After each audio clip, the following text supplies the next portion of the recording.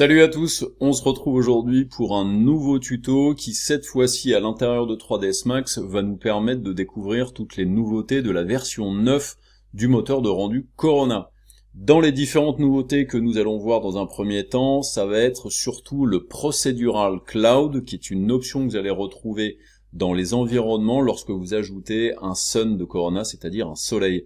Donc ça va vous permettre de gérer la quantité de nuages, même des traînées d'avions par exemple, et vous allez voir que ça va vous permettre d'enrichir vos rendus, notamment lorsque vous utilisez le sun de Corona.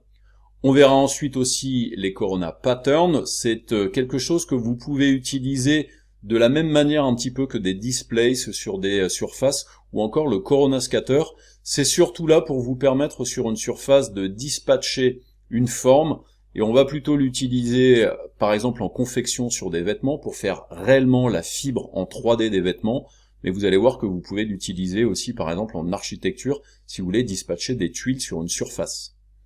On verra ensuite le Edge Trimming qui est une option spécifique pour le Corona Scatter et qui va vous permettre grâce à une espèce de texture d'opacité de couper les géométries qui sont utilisées sur le Corona Scatter pour vous permettre de vraiment faire en sorte que à partir d'une certaine limite, les différentes géométries soient coupées et ne débordent pas à cause des instances, quand par exemple vous voulez mettre de l'herbe autour d'un parterre de fleurs par exemple, et que ça ne déborde pas d'une bordure. Et on fera un exemple qui vous permettra de voir exactement ce processus-là. On verra aussi les shutter curves, ce sont des courbes que vous allez pouvoir utiliser quand vous activez le motion blur, c'est-à-dire le flou de mouvement sur les animations de vos différents objets. On verra aussi la profondeur de champ, donc le depth of field, qui maintenant intervient aussi lorsque vous modifiez votre caméra en tant que fisheye. Et jusqu'à présent, cette fonction-là n'existait pas pour le fisheye. Et du coup, là, ça va vous permettre vraiment d'avoir ces effets de profondeur de champ, même lorsque vous utilisez le fisheye.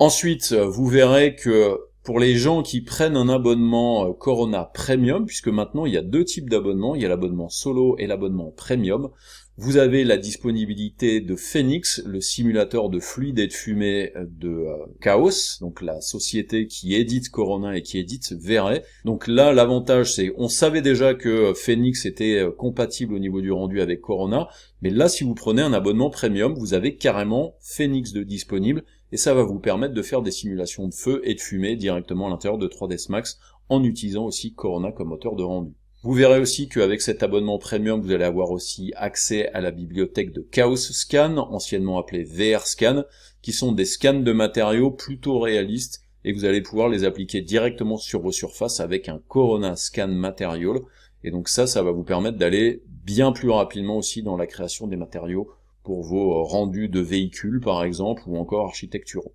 Et puis la dernière option, c'est aussi pour les gens qui prennent un abonnement Premium, c'est la disponibilité du Chaos Player, qui est une espèce de Photoshop After Effects un petit peu simplifié, et ça va vous permettre de faire des pseudo-compositing à l'intérieur de ce player. Donc ça, bien entendu, c'est pour les gens qui ont uniquement un abonnement Premium. À la fin de cette formation, je pense que vous serez tout à fait au courant des différentes fonctionnalités qui viennent d'apparaître dans Corona 9, et donc je pense que cette formation va plaire aux gens qui sont fans du moteur de rendu Corona. Donc je vous dis à tout de suite à l'intérieur de 3ds Max avec Corona 9 et donc les nouveautés de cette version de Corona Renderer. Avant d'aller à l'intérieur de 3ds Max pour mettre en pratique les dernières nouveautés de la version 9 de Corona Renderer, ce que vous pouvez faire, c'est aller faire un tour sur le site de l'éditeur, donc le site c'est corona-renderer.com. Lorsque vous arrivez sur la page principale, vous avez ici le petit bouton Learn More, qui va vous permettre de connaître quelles sont les nouveautés donc de cette version 9. Si vous descendez un petit peu dans cette page, vous avez ici une vidéo YouTube qui va vous permettre d'avoir un petit topo concernant ces nouveautés, donc on va aller cliquer dessus pour faire rapidement le résumé. Je clique dessus, donc il y a la petite intro, et ensuite on vous parle de la première nouveauté qui sont les nuages procéduraux avec aussi les traînées d'avions. Si je vais un petit peu plus loin, on voit ici le Corona Pattern qui vous permet vraiment de créer des vraies fibres 3D sur vos tissus par exemple. On a aussi les informations qui concernent la compatibilité maintenant des scans de V-Ray, ce que l'on appelle maintenant les Chaos Scans, puisque c'est aussi disponible pour Corona. Les informations qui concernent l'effet de profondeur de champ sur la caméra fisheye. Les informations qui concernent le shutter curve pour le motion blur, c'est-à-dire dans votre caméra, vous allez pouvoir gérer la manière dont se rend les effets de traînée qu'il peut y avoir sur du flou de mouvement. Ensuite, on vous parle de Chaos Player. Chaos Player, c'est une espèce d'outil, je dirais entre guillemets de compositing, qui va vous permettre de voir vos séquences d'images et de faire par exemple des retouches dedans. Et puis là, en gros, on vous on ferme les infos qu'il y a là-dedans. Sachez aussi que dans les nouveautés, donc on va descendre un petit peu, donc on peut voir ici les procedural cloud, les patterns. Il y a aussi quelque chose qui n'est pas montré dans la vidéo, qui est le edge trimming, qui va vous permettre de couper par exemple des géométries qui auraient été dispatchées sur une surface à l'aide du Chaos Scatter. Donc le edge trimming, c'est une texture. Ensuite ici, on vous dit aussi que est inclus dans l'abonnement premium de Corona Chaos Scan, Player et Phoenix, qui est donc l'outil de simulation de fumée et de feu. Il y a aussi donc la compatibilité avec les Chaos Scan, le Chaos Player, le Shutter Curve pour le Motion Blur, la profondeur de champ pour la caméra, et puis après en gros on vous dit qu'il y a eu une grosse amélioration aussi de la stabilité et aussi de la rapidité du moteur. Donc, bien entendu, si vous n'avez pas mis à jour votre Corona, ce que je vous conseille, c'est d'aller cliquer sur Download Corona, de télécharger la version pour 3ds Max, puisque c'est dans 3ds Max que nous allons voir ces nouveautés. Si vous êtes des utilisateurs de Cinema 4D, il y a aussi la version 9 pour Cinema 4D. Donc maintenant qu'on a fait un tour rapide de ces nouveautés, on va maintenant aller les mettre en application à l'intérieur de 3ds Max. On arrive donc à l'intérieur de 3ds Max, et la première nouveauté, c'est les procedural cloud, c'est-à-dire la possibilité d'avoir des nuages qui vont être générés. Attention, il y a une condition sine qua non pour ça, c'est quelque chose qui se génère directement dans le ciel lorsque vous ajoutez un Corona Sun. N'essayez pas de le trouver dans des textures spécifiques ou dans des objets atmosphériques, comme ça peut être le cas dans certains moteurs. C'est vraiment une fonction spécifique des dernières mises à jour qui ont été faites dans le Corona Sky and Sun. Donc, première chose, ce que l'on va faire, c'est qu'on va créer une petite scène. Je vais aller ici directement dans les primitives, je vais créer un plan, je vais aller dans Keyboard Entry qui va me permettre ici par exemple de donner, je vais mettre une dimension de 10 000 cm par 10 000 cm pour créer un sol. Donc je clique sur Create, ce qui me permet de créer ce sol. Ensuite, je vais aller dans le panneau modifié, je vais l'appeler sol bien entendu, histoire de ranger un petit peu les choses. Je vais cliquer ici pour l'instant sur cette couleur-là pour lui donner une couleur pas tout à fait flashy. Et puis ensuite, ce que je vais faire, c'est que je vais maintenant pas créer un objet, je vais profiter du fait que depuis quelques versions de Corona maintenant, on peut utiliser la bibliothèque Cosmo. Donc dans la barre de Corona, je vous le rappelle, c'est cette icône-là. Attention, il se peut des fois que il ne soit pas démarré, puisqu'en fait il y a une espèce de serveur de licence qui doit se mettre en route. Donc on va essayer, je vais cliquer dessus, et là effectivement il me dit qu'il n'est absolument pas en train de tourner. Donc pour le lancer, si ce n'est pas le cas, ce que vous allez faire, c'est que vous allez le chercher dans vos applications, dans Windows. Donc je vais aller cliquer ici, je vais chercher Cosmo, et là vous voyez il y a ici le Start Chaos Cosmo Browser, donc je vais cliquer là-dessus. Donc il y a une petite moulinette normalement qui va se mettre en route, pas forcément de fenêtres qui vont s'ouvrir, ça va juste se mettre en arrière-plan et normalement ça va vous permettre de le lancer. Maintenant de retour dans 3ds Max, si je viens cliquer sur le Cosmo Browser, là maintenant il y a effectivement une recherche qui a l'air de se faire. Ne vous inquiétez pas, ça peut prendre un petit peu de temps, quelques dizaines de secondes peut-être, avant qu'il se lance définitivement. Donc c'est une fenêtre qui se lance à côté et que vous allez ouvrir et qui est présente ici. Je vous rappelle, si vous voulez que ça fonctionne, il faut bien que vous vérifiez ici que vous êtes connecté, c'est mon cas pour moi. Si vous n'êtes pas connecté, vous aurez la possibilité de cliquer sur l'option Sign In et de rentrer les infos de votre compte. Donc ça, attention, c'est quelque chose qui est indépendant de l'activation de la licence lorsque vous lancez Corona. Corona va vous demander d'activer la licence si ça n'était pas le cas, et il faudra faire la même chose pour Chaos Cosmo. Là, ce que je vais faire, c'est que je vais aller dans Modèle 3D, je vais aller dans les modèles 3D spécifiques à l'architecture, et puis j'ai vu qu'il y avait une espèce de, voilà, une petite cabane pour enfants, donc en fait on va créer une scène comme si c'était un parc pour enfants qui va nous permettre d'utiliser à peu près toutes les options de la version 9 de Corona. Donc je vous rappelle, quand vous voulez télécharger quelque chose, il vous suffit de cliquer sur la flèche bleue. Moi je l'ai déjà téléchargé, donc je vais cliquer sur la flèche verte qui va me permettre de l'importer directement dans 3ds Max. Donc je clique sur cette icône là, il y a une petite moulinette, et normalement, quand il est importé, ça vous remet une espèce de petite fenêtre qui vous dit qu'il est importé. Donc attendez un petit peu, bien entendu, je vais me décaler un peu sur le côté, et là regardez, on a ici à l'intérieur de ma scène, j'ai bien ce modèle, je vais faire un petit Z pour centrer, et voici mon modèle présent. Maintenant, ce que l'on veut faire, c'est faire un rendu en utilisant donc un sun de Corona, et ensuite on va aller regarder comment est-ce que l'on peut activer les options qui vont nous permettre d'avoir des nuages. Donc pour créer un sun, je vous le rappelle, il vous suffit de venir ici dans la barre de Corona, je vais cliquer sur l'icône de soleil, Corona Sun. Je vous rappelle que c'est beaucoup plus simple de le créer en vue de dessus. Donc en vue de dessus ici, je clique, je maintiens clic gauche appuyé, je pousse avec le clic gauche toujours maintenu appuyé, et ensuite ça me permet de créer la cible, et je vais lui donner en fait la cible du soleil directement sur la cabane. Une fois que vous avez défini la cible, vous relâchez le clic, ensuite il vous suffit de monter, descendre votre souris ou de la faire aller à gauche et à droite, ce qui va vous permettre de donner l'angle du soleil, donc là je pense que c'est bon, et pour valider cet angle, eh bien vous faites un clic gauche, et après vous faites échappe, le soleil est fini de créer, et donc si je dézoome un petit peu ici, là on voit bien le soleil qui a été créé. Ce que je vais faire, c'est que je vais aussi en profiter pour créer une caméra, donc je vais venir ici, cliquer sur l'icône de création de caméra, je me mets à peu près ici, je clique, je maintiens cliquer, clic gauche, c'est un peu comme le soleil, et là du coup je crée ma caméra, clic droit ou échappe pour désélectionner, et ensuite ce que je vais faire, c'est que je vais sélectionner uniquement la caméra, donc vraiment le bout de la caméra ici, je vais prendre l'outil de déplacement, et avec l'outil de déplacement, je vais venir ici dans la valeur X pour mettre la caméra à 0 en X, et je vais faire la même chose sur la cible qui est ici, je la sélectionne et je la mets à 0 en X, comme ça je suis sûr que ma caméra est bien centrée. Ensuite je vais venir dans la vue de perspective, et je vais appuyer sur le raccourci C, qui me permet de voir ma vue de caméra. Là ce que vous pouvez faire par exemple, c'est votre caméra qui est ici en vue de côté, vous pouvez la prendre, donc vous pouvez la déplacer bien entendu dans la vue de caméra, mais moi je vais plutôt faire le choix de la déplacer avec l'outil ici de déplacement, en prenant la caméra, de temps en temps en prenant la cible. Pourquoi? Parce que justement je veux pouvoir jouer un petit peu sur tout ça, sur l'orientation de ma caméra. Donc là c'est pas la caméra qu'il est en train de me sélectionner, c'est plutôt le soleil, et donc là je remonte ça, et là du coup vous voyez ça me permet de recentrer ici.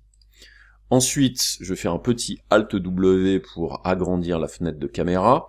Je vais venir ici dans la caméra pour afficher quoi? Le Show Safe Frame, qui me permet de voir exactement le cadrage. Et ce que je veux faire, c'est par exemple faire le rendu d'une image en dimension carré Instagram. Donc je vais aller dans les paramètres du render setup, je vais aller lui donner la résolution de 1080 par 1080, puisque c'est la résolution que l'on utilise globalement pour les images carrées à l'intérieur d'Instagram. Je sais pas pourquoi mon 3ds Max rame comme ça, c'est assez bizarre. On va attendre effectivement qu'il ait fini sa petite moulinette pour m'afficher cette fenêtre de rendu. Paramètres communs, je viens ici, par exemple ici choisir Custom, et dans Custom je vais lui mettre 1080 par 1080, et là du coup ça me permet d'avoir exactement le cadrage que je voulais, mais du coup je vais peut-être encore une fois revenir ici, et je vais reprendre ma caméra peut-être pour la baisser, pour avoir voilà plutôt quelque chose au ras du sol avec une légère plongée par exemple, et puis ensuite la cabane je vais la prendre et puis je vais la déplacer légèrement pour la mettre au centre ici. Et ensuite, je veux, par exemple, venir dans les propriétés de ma caméra, et dans les propriétés de ma caméra, je vais venir ici, et je vais venir lui modifier sa focale, je vais lui mettre une focale peut-être avec un plus grand angle, je vais taper dans un 22 mm, qui va me permettre d'avoir effectivement une grosse déformation, et ensuite, du coup, si j'ai besoin de me rapprocher, je peux venir ici le faire directement comme ça, mais bien entendu, vous vous souvenez que vous avez ici la possibilité de changer le zoom, ou de changer le zoom region. Donc là si je suis ici, vous voyez, quand je suis dans la fenêtre de caméra, c'est pas un zoom, c'est un dolly caméra, et regardez quand je viens là, ça fait bien une espèce de déformation, plutôt cool. Et ensuite, j'aimerais effectivement peut-être lui donner encore quelque chose voilà, d'un petit peu plus déformant, comme ça je trouve que c'est un petit peu plus intéressant. On a mis en place notre scène pour utiliser maintenant l'environnement de ciel qui est associé au soleil. Je vous rappelle que ça c'est une action que vous devez réaliser, donc je sélectionne mon soleil, je vais dans les propriétés ici de mon soleil, lui je pourrais l'appeler soleil d'ailleurs, Et ici, j'ai le bouton Add Corona Sky Environment, donc je vais cliquer là-dessus, et maintenant j'ai un environnement qui apparaît, et maintenant si je lance un rendu, je devrais voir maintenant mon ciel. Donc j'ai l'impression que j'ai un petit souci de licensing, donc je vais cliquer pour lancer le rendu, et là effectivement, il me dit qu'il y a un petit souci de licensing, donc je vais juste en fait lui réactiver le système de licence, et on se retrouve pour la suite. J'ai résolu le petit souci de licence, en fait c'était juste le Chaos License Server qui est commun maintenant à VRA et à Corona qui buguait, et donc maintenant si je viens lancer ici un petit rendu interactif, j'ai donc bien ici mon Sun and Sky qui fonctionne. Donc quand je dis Sun and Sky, c'est un peu tout à fait pas le terme, puisque c'était le nom qu'on utilisait par exemple dans VRA, et donc c'est bien un Corona Sun avec l'environnement qui est associé. Donc quand je viens maintenant dans ma fenêtre de rendu, je vous rappelle que le Sun and Sky c'est quelque chose qui prend vraiment beaucoup trop de luminosité, et du coup ce qu'il faut que vous fassiez c'est dans Tone Mapping, ne pas hésiter à baisser l'intensité du tone mapping. Il y a aussi une autre solution mais qui n'est pas la solution que j'utilise, qui serait de baisser l'intensité du soleil et de baisser aussi l'intensité de l'environnement. Maintenant qu'on a posé ce Sun and Sky, si vous voulez maintenant avoir la possibilité d'utiliser les nuages, eh bien il va falloir aller récupérer les informations du ciel. Je vous rappelle que les informations du ciel, lorsque vous ne faites rien dans 3ds Max, Corona les met à l'intérieur des paramètres rendering, dans les paramètres d'environnement. Et ici vous avez la fenêtre des effets et d'environnement, et ici j'ai le Skylight Environment. Donc pour pouvoir avoir la possibilité de le modifier, il faut forcément que vous glissiez cette texture, puisque c'en est une, à l'intérieur de l'éditeur de matériaux. Donc je vais fermer ma fenêtre de rendu, je vais ouvrir l'éditeur de matériaux, le raccourci je vous rappelle c'est M, et ensuite je vais prendre le Skylight Environment, et je vais le glisser directement ici, dans l'espace de travail de mon éditeur de matériaux, bien entendu en instance, sinon il ne vous offrira pas la possibilité de garder une liaison de modification des paramètres entre ce que vous allez faire dans l'éditeur de matériaux et dans la fenêtre d'environnement. Donc je clique sur OK. Maintenant j'ai mon Skylight Environment qui est présent ici, je vais double-cliquer sur la vignette pour qu'on voit une vignette un petit peu plus grande, même si ça n'a pas tellement d'intérêt, et ensuite ici à l'intérieur de Skylight Environment, j'ai ici les options. Je vous rappelle que depuis la version 8, ici on a le Volume Effect qui est plutôt cool, qui va vous permettre de faire des effets atmosphériques. Je vais un petit peu l'augmenter, je le mets à 3 par exemple, je peux fermer la fenêtre d'environnement, et ici maintenant si je lance un rendu, je vais voir doucement effectivement disparaître ici la liaison avec l'environnement qui est au fond. Alors quand je dis ça, peut-être que ça va pas vous parler, mais là ici j'ai mon sol. Si je fais un clic droit et que je fais Hide Selection, là vous remarquez qu'effectivement le sol de base qui est dans l'environnement de Corona disparaît, juste pour que je vous remontre ce que ça donne quand on n'active pas les effets atmosphériques, donc celui-là. Vous voyez qu'en fait on a cette espèce de sol gris pas terrible qui apparaît. Donc l'avantage du Volume Effect, c'est que ça permet de faire disparaître ce truc-là qui est quand même assez moche, et ça vous permet donc d'avoir un effet atmosphérique. On devine ici qu'il y a comme une espèce de brume. Bien entendu, si je veux avoir un effet encore plus important, je peux augmenter cette quantité de brume, et puis il y a aussi une valeur d'altitude ici que je vais pouvoir modifier, qui me permettra d'avoir de la brume qui sera plus ou moins différente en fonction de l'altitude, c'est-à-dire qu'en montagne, en règle générale, on en a un petit peu moins, et on a des ciels qui sont un petit peu plus clairs. Donc d'augmenter l'altitude va rendre le truc un petit peu plus clair. Si je lui mets 5200 mètres par exemple, regardez ce qui se passe, ça change complètement ce qui se passe ici au niveau de l'environnement. Donc je vais le laisser à 0. Et ensuite, ce qui va nous intéresser, c'est ici les paramètres qui sont les Cloud Parameters, qui sont donc les fameux nuages procéduraux. Donc si je clique là-dessus, maintenant je vais avoir des nuages qui vont apparaître, et regardez, c'est ce qui se passe. Alors je vais juste réduire ma fenêtre de l'éditeur de matériaux, parce qu'on n'a pas besoin de l'avoir ici. Et ensuite ici, qu'est-ce que nous avons ? Nous avons une valeur de quantité, donc amount. Si je la mets à 0, eh bien, il n'y a pas ou peu de nuages. Alors c'est pas tout à fait vrai, parce qu'en fait vous avez deux types de nuages. Ça, ce serait les cumulus, que l'on peut plus ou moins mettre de manière violente. Donc là, vous voyez, je les mets à 1, et du coup là, ça couvre complètement le ciel quasiment, avec des petites variations, parce que si c'était complètement nuageux, ça n'aurait pas tellement d'intérêt. Mais vous avez aussi ici le cirrus amount, qui sont les nuages de haute altitude, et regardez, là du coup ça nous permet d'avoir 2 couches différentes. Et ça, c'est plutôt cool parce que ça vous permet vraiment de faire des grosses variations sur ce qui se passe dans vos nuages. Là, ici, je vais lui remettre un 0,6 par exemple pour avoir un petit peu de nuages. J'ai ensuite ici la possibilité de jouer sur la variété des nuages qui du coup va en donner un petit peu plus de formes différentes. Donc là, vous voyez, il y a des petits, il y a des gros, etc., etc. J'ai la possibilité de modifier ici la phase, donc je peux lui mettre une phase de 0, donc j'ai mis à 20, mais en fait ça ne sert à rien puisque ça va de 0 à 1.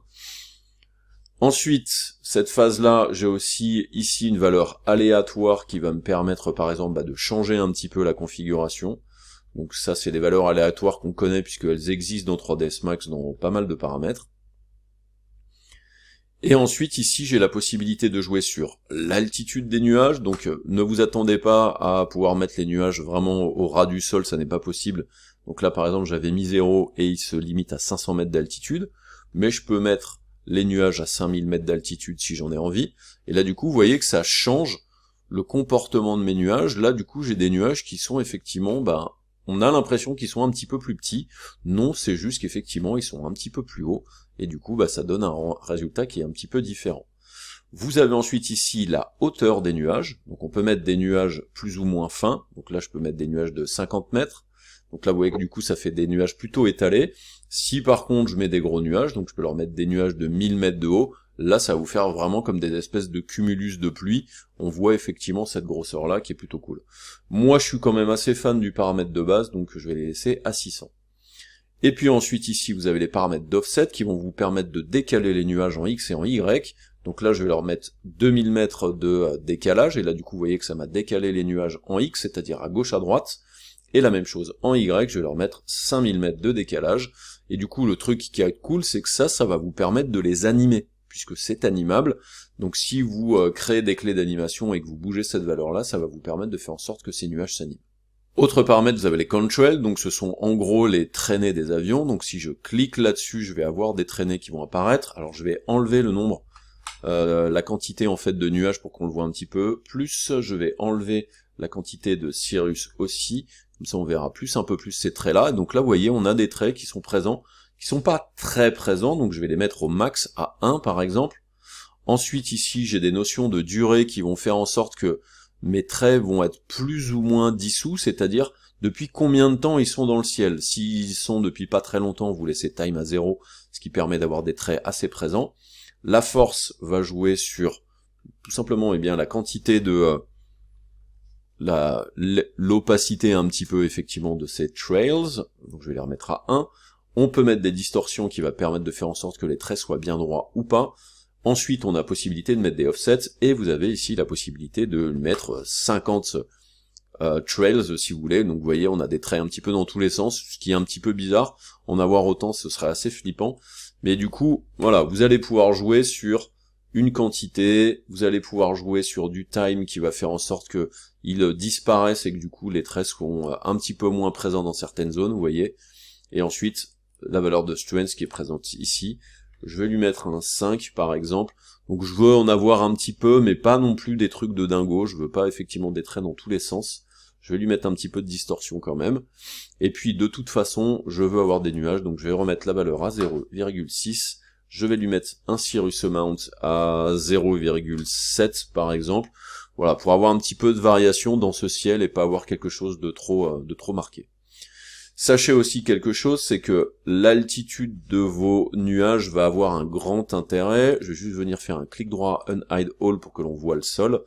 En fonction de l'altitude, vous aurez potentiellement des ombres portées sur le sol qui sont les ombres des nuages. Donc là, par exemple, si je le mets à 500 mètres, c'est pas flagrant. Mais après, avec la position de votre soleil, si par exemple je prends le soleil ici et que je le dispose peut-être plus à la verticale,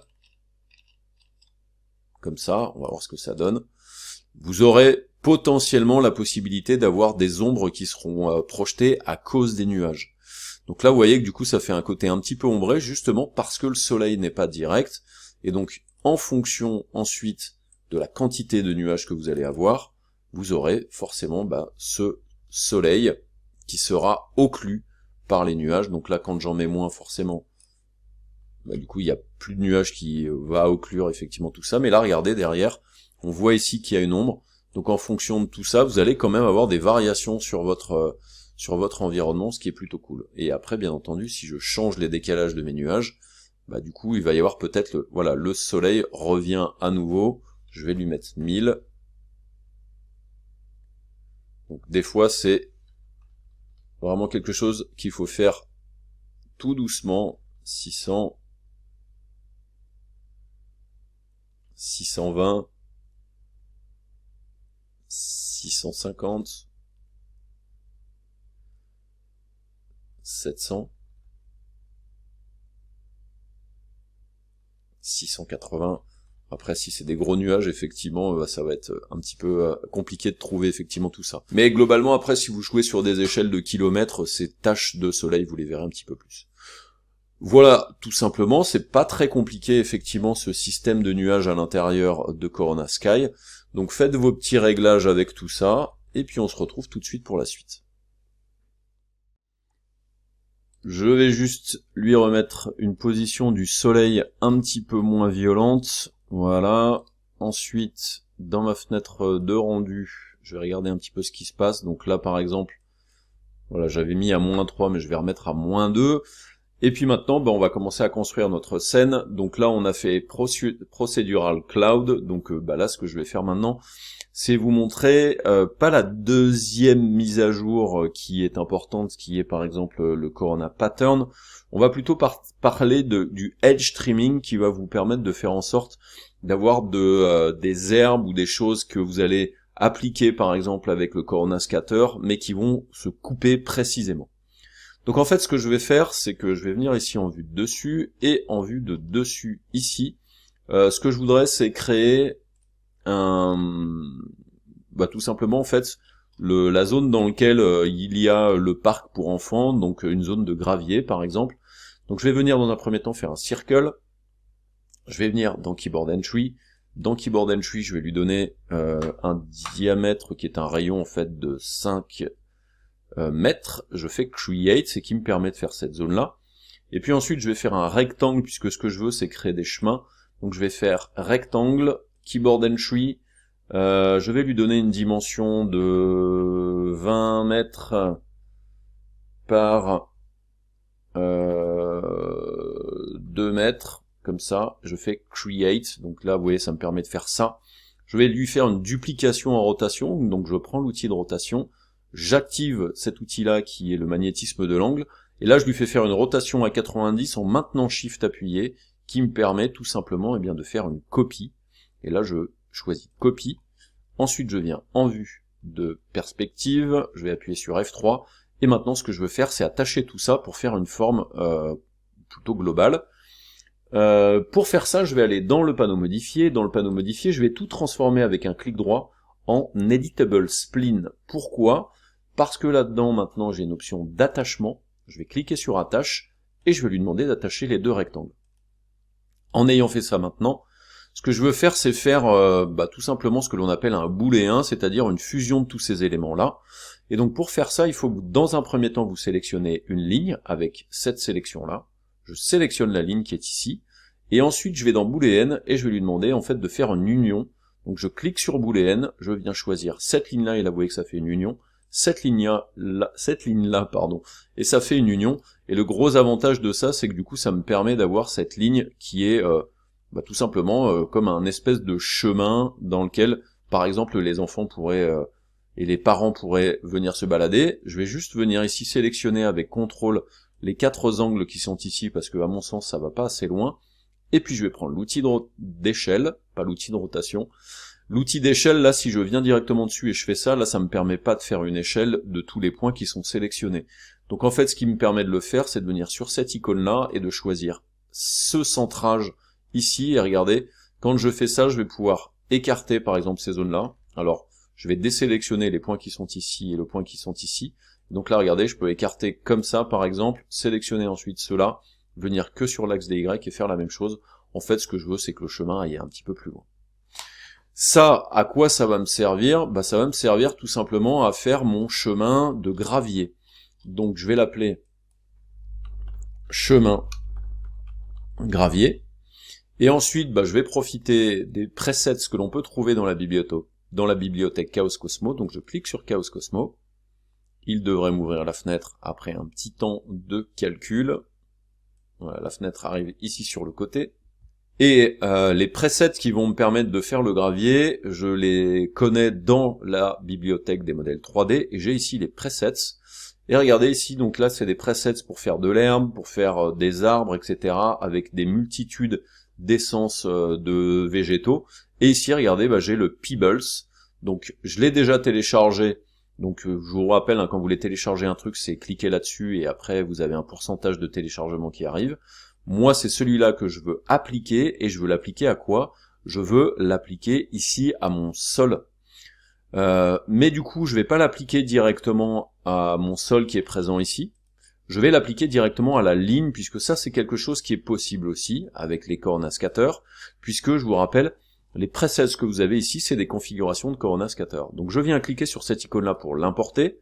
Petite moulinette, effectivement, qui va prendre plus ou moins de temps, et là, regardez, à l'intérieur de 3ds Max, il y a la petite moulinette, et regardez, maintenant j'ai mes graviers qui viennent ici, et j'ai ici mon Corona Scatter qui est sur le côté, il est là, et les différentes essences de, si on peut appeler ça des essences de cailloux, sont présentes ici.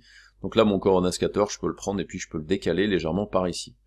Et donc, vous remarquez que chemin gravier, effectivement, c'est l'objet de distribution, et ça fonctionne tout à fait. Donc ça, c'est cool. Alors ne confondez pas la prise en compte des lignes, mais avec ici, un scattering, c'est-à-dire une dispersion sur les surfaces 2D qui sont soit des géométries comme le plan, soit des lignes, et aussi le scattering sur ligne. Si là vous faites ça, vous voyez que ce type de scattering vous permet de mettre vos réplications sur la ligne elle-même. Donc avec les lignes, il y a deux options, c'est soit celle-ci, et nous c'est celle-ci qui nous intéresse. Et là du coup il me la dispatche. Je vais passer en vue de caméra, je vais venir ici ensuite, alors je vais faire un petit save as, je vais l'appeler 0,5 gravier scatter, hop, ensuite je relance un petit rendu, donc bien entendu, attention, ce sont des graviers, donc ça prend du temps, et donc il va falloir effectivement que vous fassiez des fois des concessions concernant la quantité de gravier que vous allez mettre. Donc clairement, moi si j'avais un gamin, je l'emmènerais pas dans ce parc, parce qu'à mon avis sur ces graviers-là, ils vont se tuer les gosses. Là je vois qu'effectivement j'ai par exemple ici dans le surface scattering j'ai un compte de 1200 graviers par carré de 10 cm.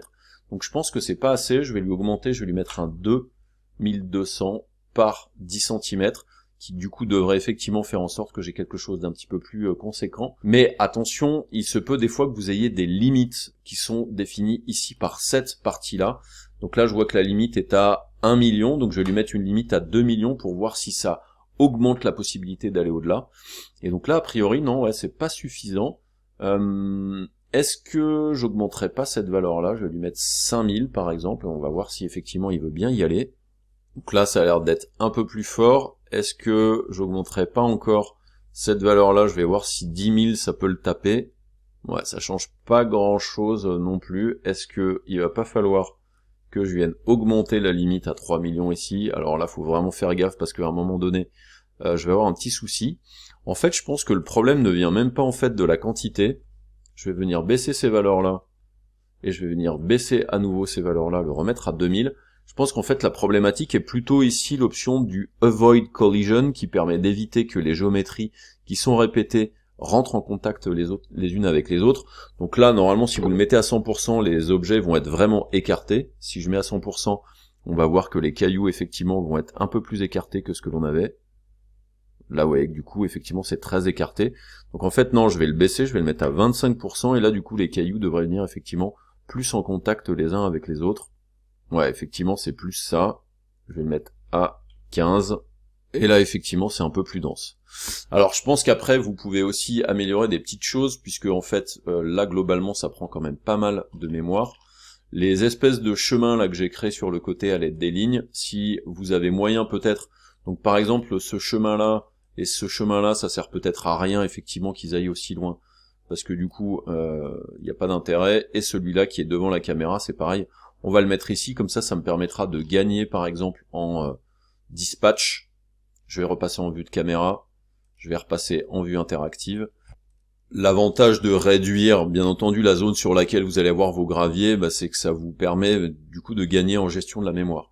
Petite chose, je vais reculer un petit peu ma caméra, tout simplement pourquoi ? Parce que ce que je voudrais, c'est qu'on voit justement le chemin qui est présent ici. Alors je vais peut-être enlever un petit peu, je vais venir sélectionner la caméra, je vais peut-être lui mettre une focale peut-être un peu moins déformante, voilà. Et du coup, je vais me relever un petit peu, comme ça, hop, reculer un peu. En fait, ce que j'aimerais voir, c'est le chemin qui est ici, là, et la jonction qu'il va y avoir avec le gravier et l'herbe que je vais faire après. Donc là, du coup, on a posé notre gravier. Donc on va pouvoir passer maintenant à la génération de l'herbe. Pourquoi ? Parce que sur la génération de l'herbe, ce que je veux faire, c'est justement vous montrer la fameuse fonction qui va faire en sorte que l'on n'ait pas l'herbe qui va déborder dans des angles. Alors je vais vous montrer la technique d'abord sur une géométrie simple. Alors quand je dis géométrie simple, c'est pas une géométrie simple, mais c'est déjà quelque chose avec un moins grand dispatch. Je vais venir ici en vue de perspective, je vais venir dessiner un rectangle, comme ça. Et ensuite, ce rectangle-là, ce que je veux faire, c'est lui donner un preset de Corona Scatter d'herbe. Donc je vais, encore une fois, dans Chaos Cosmos, et dans Chaos Cosmos, je vais choisir, par exemple, cette herbe dans laquelle il y a des pissenlits, donc je vais télécharger l'herbe avec les pissenlits. Donc petite moulinette, ça lui prend un petit peu de temps parce que il y a, vous le voyez, plusieurs géométries à télécharger. Donc là, il l'a téléchargé, et maintenant, donc du coup, toujours pareil avec mon rectangle sélectionné, eh bien je vais venir cliquer là-dessus pour qu'il l'importe sur la sélection que nous avons fait directement à l'intérieur de 3ds Max. Et je peux fermer cette fenêtre-là. Et là, du coup, j'ai la génération de mon herbe, et ensuite, du coup, ce que je vais faire, c'est que je vais venir cliquer sur Start Interactive Corona Visual Frame Buffer, qui va me permettre donc de voir mon petit patch d'herbe. Donc là, j'ai mon petit patch d'herbe, effectivement, avec mes herbes qui sont dispatchées de partout. Je vais venir zoomer un petit peu plus pour être un peu plus proche du bord ici. Et du coup, là, c'est cool parce que on voit qu'effectivement, j'ai mon herbe qui est dispatchée. Mais le problème, c'est que vous remarquez que l'on a les instances sortent de notre bordure. Ça, c'est pas très intéressant parce que imaginez par exemple que vous ayez besoin de faire des parterres de fleurs avec par exemple des limites qui sont faites avec des bordures. Donc par exemple la géométrie qui est ici, là, celle qui m'a permis de faire le dispatch, je pourrais la dupliquer, donc je vais faire un CTRL V, je la copie comme ça, je vais l'appeler bordure, et après par exemple pour créer une bordure, je pourrais venir dans les propriétés de cette bordure, dans les paramètres de rendering, activer Enabling Renderer, Enabling Viewport, qui me permet d'avoir quelque chose d'arrondi avec le paramètre radial, mais moi je vais mettre un paramètre rectangulaire, et là vous voyez que du coup j'aimerais faire comme une espèce de bordure, comme ça, avec une certaine épaisseur. Je vais lui donner une couleur peut-être un petit peu moins flashy, voilà, un gris clair par exemple, et là du coup si je fais un rendu de tout ça, je vais avoir un petit souci, c'est que j'ai de l'herbe qui dépasse de ma bordure. Donc du coup, dans des projets architecturaux, si vous voulez avoir quelque chose effectivement de meilleure qualité, il va y avoir un petit souci là-dessus. Donc comment est-ce qu'on pourrait se dépatouiller avec tout ça ? Justement avec le nouveau paramètre de Edge Trimming qui est une texture. Alors attention, ça n'est pas une option que vous allez retrouver dans le scatter. Et moi au début, quand j'ai cherché l'option, j'ai cherché quelques minutes avant de comprendre où est-ce que ça se trouvait. Il suffit des fois juste de regarder les vidéos de Corona. Et donc ce que vous devez faire, c'est aller dans l'éditeur de matériaux. Et dans l'éditeur de matériaux, il va falloir déjà que vous rameniez tous les matériaux qui concernent les scatters sur lesquels vous voulez faire des modifs. Donc en gros, ça sous-entend que à côté de votre scatter, qui est celui-là, ici, le Grass Dandelion, là ici, vous avez plusieurs essences d'herbe. Je vais juste faire un petit F3 pour être en mode filaire. Je sélectionne toutes ces essences-là. Et maintenant, je viens à l'intérieur de l'éditeur de matériaux, je vais dans le menu matériaux, et je fais Get from Selected, qui va me permettre d'importer à l'intérieur de mon éditeur de matériaux tous les matériaux qui correspondent aux essences d'herbe qui sont présentes ici. Donc je vais juste agrandir mon espace de travail, je vais venir ici, et là maintenant, il va falloir que vous fassiez tout un petit travail qui va être de connecter quelque chose qui se trouve dans la catégorie des maps, dans la catégorie Chaos Scatter, puisque le Corona Scatter est maintenant devenu le Chaos Scatter, et ici vous avez le Chaos Scatter Edge Trimming. Donc ça, c'est une texture que vous devez glisser directement à l'intérieur de votre éditeur de matériaux, et il va falloir que vous le connectiez ici à l'Opacity Color. Donc quand par exemple ici sur une feuille vous avez une map d'opacité, en fait il faut que vous fassiez ça, vous fassiez la connexion à Default Map, et après le Chaos Scatter, il faut aller le connecter ici. Et ensuite ça, il faut le faire pour tout le monde. Donc là maintenant je vais le dupliquer en le déplaçant avec Shift, et ensuite je refais ce truc là, et je le connecte à l'Opacity Color. Donc si vous avez 50 trucs, ça peut prendre effectivement pas mal de temps à faire la configuration. Ça aurait été pas mal qu'il y ait une petite option pour le faire de manière automatique, mais malheureusement ça n'est pas le cas. Alors regardez ici par exemple, là vous voyez que je n'ai pas d'Opacity Color supplémentaire, donc je vais le connecter à l'Opacity Color qui est ici, et la connexion ici je la sélectionne et je la supprime, et donc là maintenant lui je vais le prendre et je vais le dupliquer tout seul, hop, Opacity Color, je le connecte ici, je le glisse là par exemple.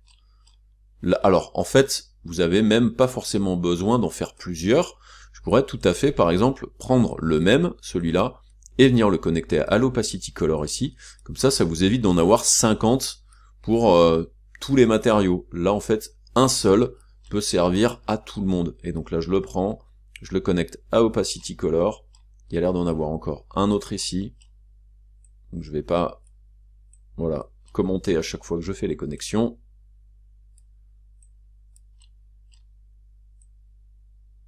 Et là ça a l'air d'être bon. Je sais qu'il va falloir que je le duplique, donc vous voyez, il est connecté à tout le monde, je le duplique avec un cliquet Shift appuyé, et ensuite, du coup, il faut que je le mette à Opacity Color aux autres aussi. Donc pensez bien à le faire pour tout, parce que sinon, il y a des petites choses qui vont peut-être rester en suspension dans l'air, et ça va pas forcément le faire. Donc Opacity Color, je le remonte.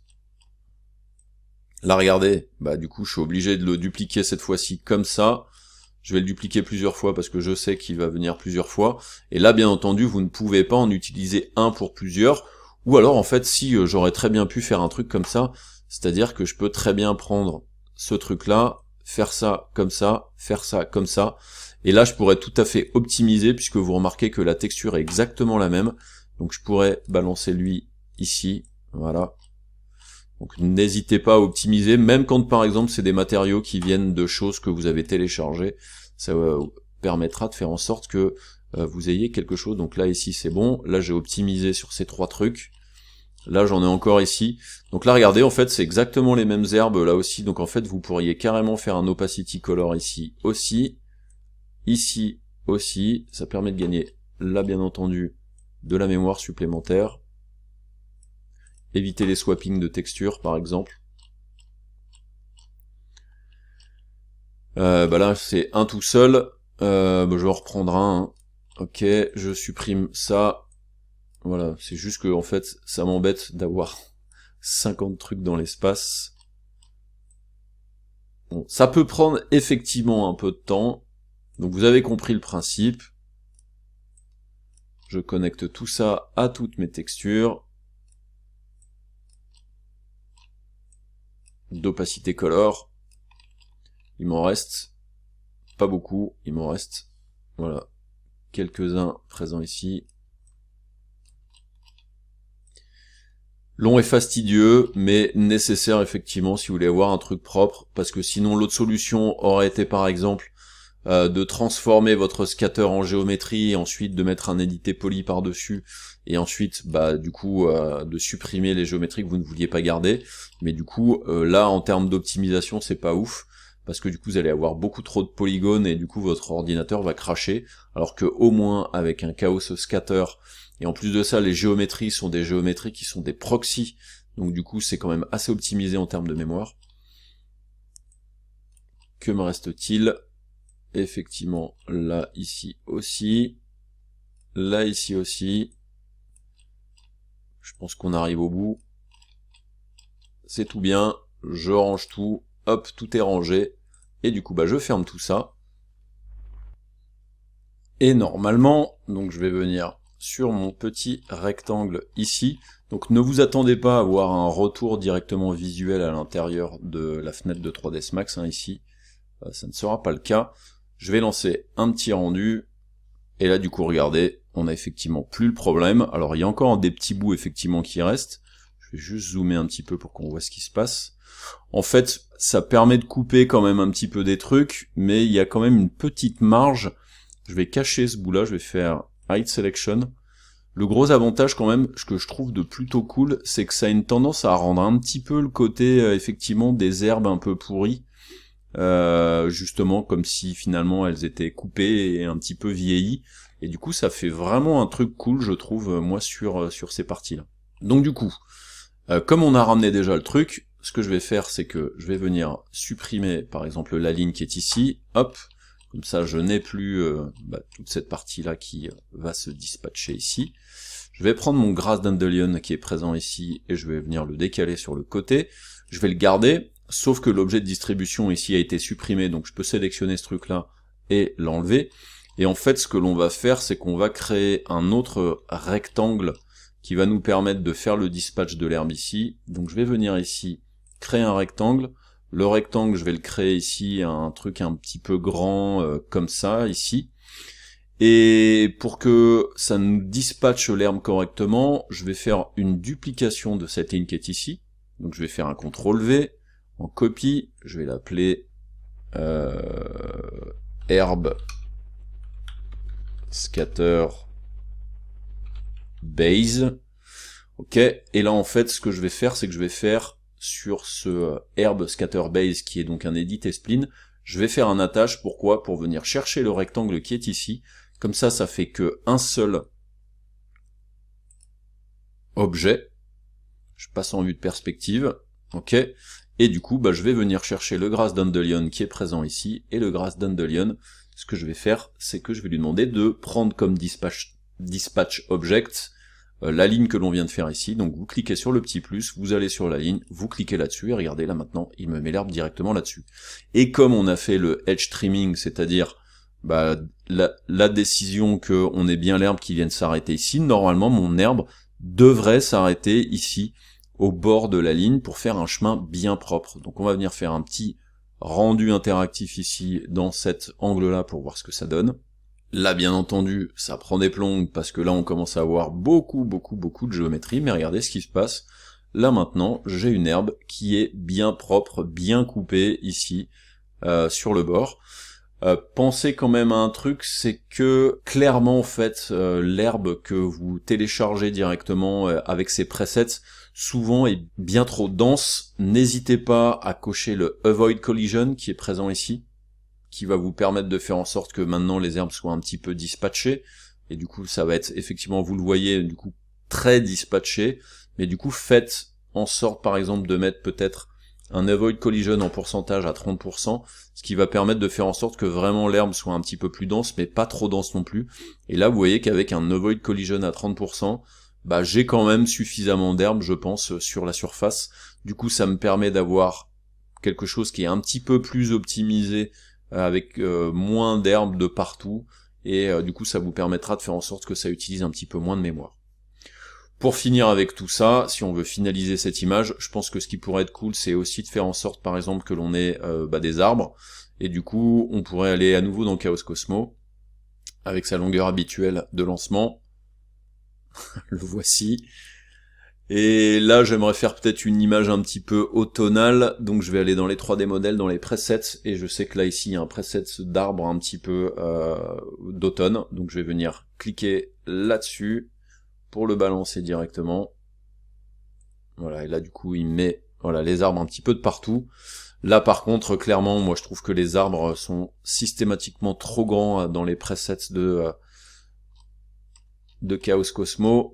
Et donc je prends ici la forêt, et je vais venir ici tout de suite dans les propriétés d'échelle. En règle générale, moi les arbres, je leur mets des échelles entre 30 et 60%, ce qui suffit largement à regarder la dimension des arbres que ça donne.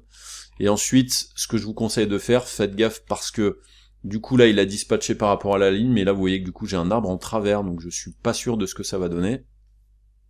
Donc là voilà, j'ai un petit peu ce souci là, en fait j'ai des herbes qui sont en plein milieu. Je vous rappelle que vous avez la possibilité, donc je vais venir me mettre en vue de perspective, vous avez la possibilité d'éditer les instances de positionnement de chacune de ces géométries. Vous avez ici l'option Edit Instance qui va vous permettre de sélectionner des instances, et là par exemple je peux tout à fait sélectionner ces arbres qui sont devant, les virer par exemple, ou alors carrément si vous avez envie, vous pouvez même les déplacer. Si vous êtes avec l'outil de déplacement, ça peut vous permettre de choisir la position de chacun de ces arbres là, donc c'est plutôt cool. Ce que je vais faire, c'est que je vais décocher Edit Instance, je vais venir prendre la ligne qui est ici, et puis je vais venir prendre l'extrémité de la ligne ici, et je vais la repousser pour que les arbres aillent un petit peu plus loin, faire une petite échelle pour que voilà, ça s'écarte un petit peu comme ça va me permettre d'avoir un petit peu plus d'arbres au fond. On va cliquer à nouveau sur le rendu interactif, parce que du coup je voulais avoir vraiment voilà, une forêt en arrière-plan qui est un petit peu plus importante. Voilà, mon petit parc automnal avec mes arbres un petit peu dans tous les sens. C'est plutôt sympathique. Et du coup, bah, ça nous a permis de voir les nuages et bien entendu le edge trimming. Donc c'était une excuse pour modéliser rapidement quelque chose. N'oubliez pas, des fois, pour modifier un petit peu vos ambiances, d'aller faire un petit tour dans le Skylight Environment et peut-être augmenter ici le volume effect. Le volume effect, je vais peut-être le mettre à 20, par exemple, ce qui va être peut-être un petit peu exagéré. Voilà, il y a un petit peu plus de brume, par exemple. Et puis ensuite, si vous voulez vraiment donner un effet, je vais me mettre en vue de face, par exemple. Je vais venir prendre mon soleil. Il est là, hop, W. Alors le soleil effectivement était carrément positionné un peu petit par rapport à la scène. Du coup là je peux me mettre par exemple en vue de dessus, et puis peut-être le mettre légèrement sur le côté comme ça, pour voir ce que ça donne. Donc là on voit effectivement nos nuages, vous voyez en fait on les voit quand même un petit peu effectivement dans cette espèce de texture en arrière-plan, ce qui nous donne quand même un petit peu une idée de ce que ça va donner dans le rendu définitif. Voilà, un petit fin de journée avec notre petite cabane, ça fait un truc un petit peu glauque, mais c'est sympa quand même. Donc voilà, en fait, cette scène-là, c'était vraiment l'excuse effectivement pour les procedural cloud et aussi le edge streaming. On va passer aux autres nouveautés. Nouveauté suivante à l'intérieur de Corona 9, c'est les patterns. Les patterns, c'est quelque chose qui potentiellement pourrait vous permettre de faire la maille d'un tissu, par exemple, un petit peu à la manière de ce que l'on peut trouver dans le moteur de rendu Quichotte. Mais en fait, ça peut aller bien au-delà, puisque ça peut vous permettre carrément de dispatcher une géométrie sur une surface, comme par exemple, je penserais à des tuiles, sur un toit, ou bien entendu aussi à, je sais pas, des briques sur un mur. On va faire un test assez simple, on va aller créer une boîte. Cette boîte-là, je vais faire en sorte qu'elle soit créée en mode cube, je vais lui faire une boîte de 250 cm, je fais Create, ce qui me permet donc de créer cette boîte-là, et ensuite, bah du coup, ce que l'on veut faire, c'est dispatcher des géométries dessus. Donc, le Corona Pattern, c'est quelque chose que vous allez retrouver dans les modificateurs. Donc je clique ici dans la fenêtre des modificateurs, je vais dans la liste des modificateurs, et ici j'ai le Corona Pattern Mode. Une fois que j'ai tout ça, j'ai ici la possibilité de venir lui donner une géométrie, donc un pattern node, un nœud de pattern, qui va me permettre de dispatcher cette surface sur tout simplement mon cube. Maintenant, la pattern node, c'est une géométrie que vous allez créer vous-même. À vous de sélectionner un petit peu la géométrie que vous voulez dispatcher. Par exemple, si je viens ici créer, je vais créer un torus par exemple, je vais venir ici dans le keyboard entry, le torus, je vais lui donner un major radius à 5 cm et minor radius à 10 cm, je fais create, donc là je vais le déplacer parce que du coup c'est effectivement pas du tout la forme que je veux faire, je vais venir modifier un petit peu tout ça, voilà, 10 cm, et lui je vais le mettre un petit peu plus petit, et du coup ça me permet donc de faire cette forme là. Genre je vais peut-être lui mettre 10 ici, et 2 cm ici. Si par exemple je prends cette forme là, donc je vais la laisser telle quelle, donc c'est une forme assez classique, je pourrais utiliser tout à fait le Corona Scatter, mais le pattern c'est une autre solution aussi. Ce que souvent on nous conseille, c'est de faire un petit reset X-form sur les géométries qui vont servir de pattern. Ça permet vraiment de dire que c'est cette dimension de la géométrie qui va être utilisée. Donc je fais un petit reset selected. Et là maintenant, je viens directement sur ma boîte, et dans mon pattern node, je vais cliquer sur None ici, qui va me permettre de venir choisir mon torus. Et le torus ici, lui, est détecté en épaisseur et en largeur en X et en Y pour me permettre bien de détecter exactement sa géométrie et ensuite de l'utiliser directement à l'intérieur de cette partie-là. Vous avez tout à fait le droit de décider de prendre une autre partie, c'est-à-dire que je peux lui dire prends 10 cm et 10 cm, et regardez, là du coup ça permet vraiment de décider effectivement de la zone que l'on va récupérer de la géométrie. Donc là du coup, ça va pas le faire, il va rien prendre, donc on va plutôt faire un fit object space ici, et là du coup il va prendre la totalité de la géométrie. Ça c'est ce qu'on appelle la crop box, qui va vous permettre de définir quelle est la zone dans laquelle effectivement vous allez prendre la partie de la géométrie que vous avez sélectionnée. Donc là c'est une forme assez simple, par contre vous remarquez que en aucun cas on voit la géométrie directement sur la surface, vous ne le verrez jamais, ce sera que au rendu que vous verrez tout ça. Et donc du coup il faut faire un rendu, donc pour ça ce que je vais faire c'est que je vais quand même peut-être positionner une petite lumière, je vais par exemple prendre une lumière classique, je vais venir lui faire une lumière rectangulaire, positionner une lumière rectangulaire comme ça, perspective, hop, je le dispatche ici au-dessus, on se rapproche de ma boîte, et je vais lancer un rendu. Et donc, en faisant comme ça, regardez ce qui se passe, il m'a bien dispatché ma géométrie sur la géométrie du cube. La manière dont ça fonctionne, c'est que cette géométrie-là, dans les paramètres que vous avez ici, donc là ici c'est ce qui vous permet de choisir la pattern, ensuite ici vous avez la possibilité de choisir l'offset, c'est-à-dire le décalage de la géométrie par rapport à la surface sur laquelle elle est dispatchée. Ici ensuite, dans les paramètres de render, le mode d'idée c'est par rapport à l'objet de la pattern, c'est-à-dire le torus, mais vous pouvez choisir que ce soit sur l'objet de base, et vous avez aussi possibilité que le mode d'UV, c'est un mode d'UV qui vient de l'objet de pattern ou de la base de l'objet. Donc ça, c'est des petites choses qui peuvent être utiles effectivement quand vous voulez appliquer les matériaux et les textures. Ensuite, on peut lui demander de rendre l'objet de base, si vous voulez le voir par-dessous. Vous pouvez lui demander d'utiliser le matériau de la pattern, donc pour l'instant, j'ai absolument pas de matériau dessus. Par contre, si je décide de faire un matériau, donc je vais venir lui faire un Corona Physical par exemple, et le Corona Physical, je vais lui mettre un matériau de type aluminium foil. Je vais l'appliquer, clic droit, Assign Material to Selection. Donc du coup là je lui ai mis effectivement ce matériau. Alors j'ai l'impression, oui effectivement il l'a appliqué. Je vais sélectionner ma géométrie, et là je peux lui demander Use Pattern Material, et là du coup vous voyez qu'effectivement il me prend bien cette espèce de matériau de chrome. Ensuite, le Restrict on Material ID va vous permettre de décider que sur une géométrie sur laquelle il y aurait plusieurs Material ID, donc les idées de matériaux, que l'on utilise souvent avec les multi-sous-objets, va vous permettre de faire en sorte que la pattern ne s'affiche que sur un idée de matériau spécifique. Donc si je le mets sur 1, on voit que le cylindre est que sur 1, si je le mets sur 2, eh bien il va être a priori en dessous, puisque en fait les cubes ont des patterns, ont des idées de matériaux différents sur chacune des faces. Ensuite, vous avez la possibilité aussi de filtrer l'apparition de la pattern par rapport à un canal d'UV. Vous avez la possibilité de faire un décalage, c'est-à-dire que je peux lui dire d'être décalé de 1 et de 1 dans certaines parties. Donc ça va dépendre bien entendu de ce que vous allez mettre aussi sur les valeurs de tiling. Et les valeurs de tiling, vous voyez, donc c'est la valeur de répétition. Là, moi, j'ai une valeur de tiling qui était que de 1, mais si par contre je mets une valeur de tiling de 10, regardez ce qui se passe. Là maintenant, ma géométrie est dispatchée partout sur la géométrie.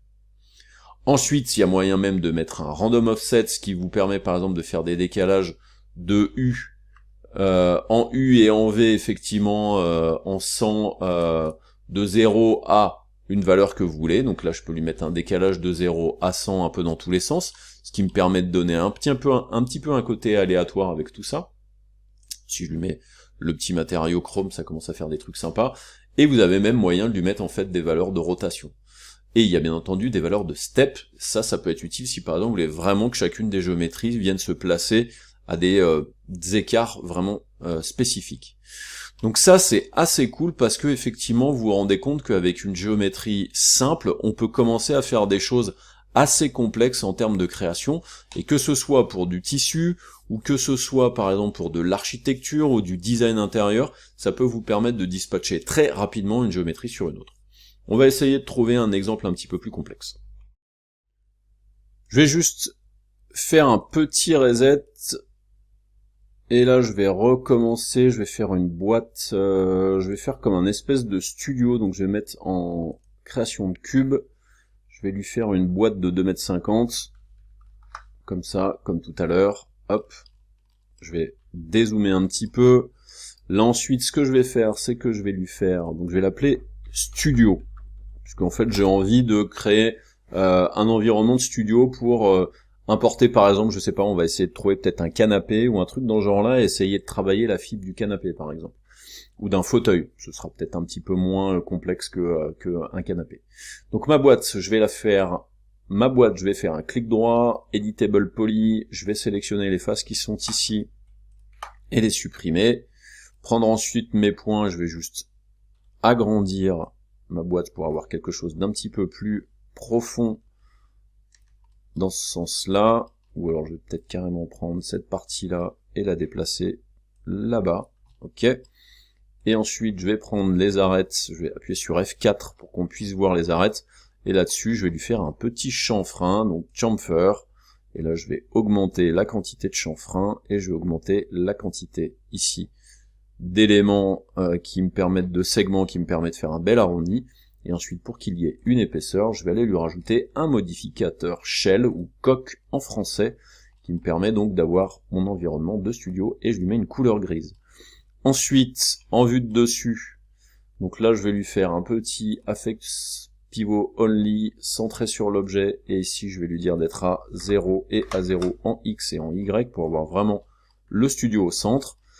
Et ensuite, je vais créer des lumières, donc sélection de la lumière, lumière rectangle, je vais lui mettre une lumière sur le dessus, comme ça, en vue de dessus, et après, en vue de face, je vais juste la remonter pour qu'elle soit,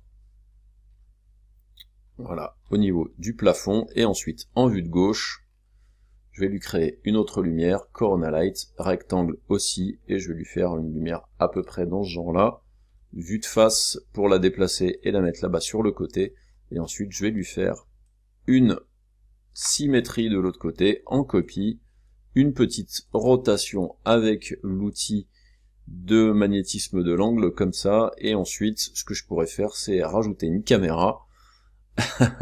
Je vais peut-être un peu vite, mais bon, je pense que vous êtes sur une formation intermédiaire, et donc ça c'est des choses que vous pourriez faire vous sans aucun souci. Donc création de caméra, je mets bien la caméra ici à 0, et celle-ci aussi, donc la cible de la caméra à 0, qui me permet donc d'être dans mon ma vue de gauche ici. Je vais sélectionner les deux éléments, les décaler par là, je me mets en vue de caméra, un petit F3, et pour l'instant donc j'ai mon petit studio classique, voilà le rendu que ça donne. Maintenant ce que je voudrais faire c'est trouver une géométrie sur laquelle pouvoir utiliser la pattern. Donc je vais essayer de voir si en utilisant une géométrie qui vient de Chaos Cosmos, est-ce que l'effet pattern pourrait fonctionner. Donc je clique sur Chaos Cosmos, il met bien entendu 25 heures pour arriver. Le voici. Et puis on va aller dans les modèles 3D, je vais aller dans les fournitures, et je vais essayer de trouver peut-être une chaise sur laquelle ça pourrait être intéressant de faire un effet effectivement un petit peu de tissu. Donc je vais prendre la chair qui est ici, où là il y a effectivement un tissu, je vais la télécharger, même si c'est pas forcément la plus belle chaise de la Terre. On l'importe à l'intérieur de notre scène 3ds Max, donc il l'a importé. J'ai l'impression qu'il y a un petit souci sur l'import, je vais passer en vue de perspective, ici. Il manque un bout, ce qui me paraît quand même assez bizarre. Solid Bounding Box, Full Mesh. On va faire un petit rendu quand même, parce que normalement il est censé avoir un dossier. Ok, bon, mais il n'y a pas de dossier. On va le laisser tel quel. Du coup, en fait, ce qu'il y a, c'est qu'ici, effectivement, bah, j'ai un rendu de tissu ici, sur ce truc-là, qui est plutôt cool, mais que je trouve peut-être pas suffisamment cool. Donc, est-ce que je m'amuserais pas à essayer de faire justement une espèce de pattern de tissu? Donc, ce serait un enchevêtrement peut-être de plusieurs géométries. Donc, ce que je vais faire, c'est que je vais par exemple me mettre en vue de dessus, et en vue de dessus, ce que je vais faire, c'est que je vais créer des lignes 2D. Donc, je vais créer une ligne 2D. Je vais me baser pour l'instant, en fait, sur des lignes 2D que je vais peut-être créer en utilisant, par exemple, le magnétisme de la grille. Donc j'active le magnétisme, je fais un clic droit pour afficher cette fenêtre-là, et je me mets en magnétisme de la grille.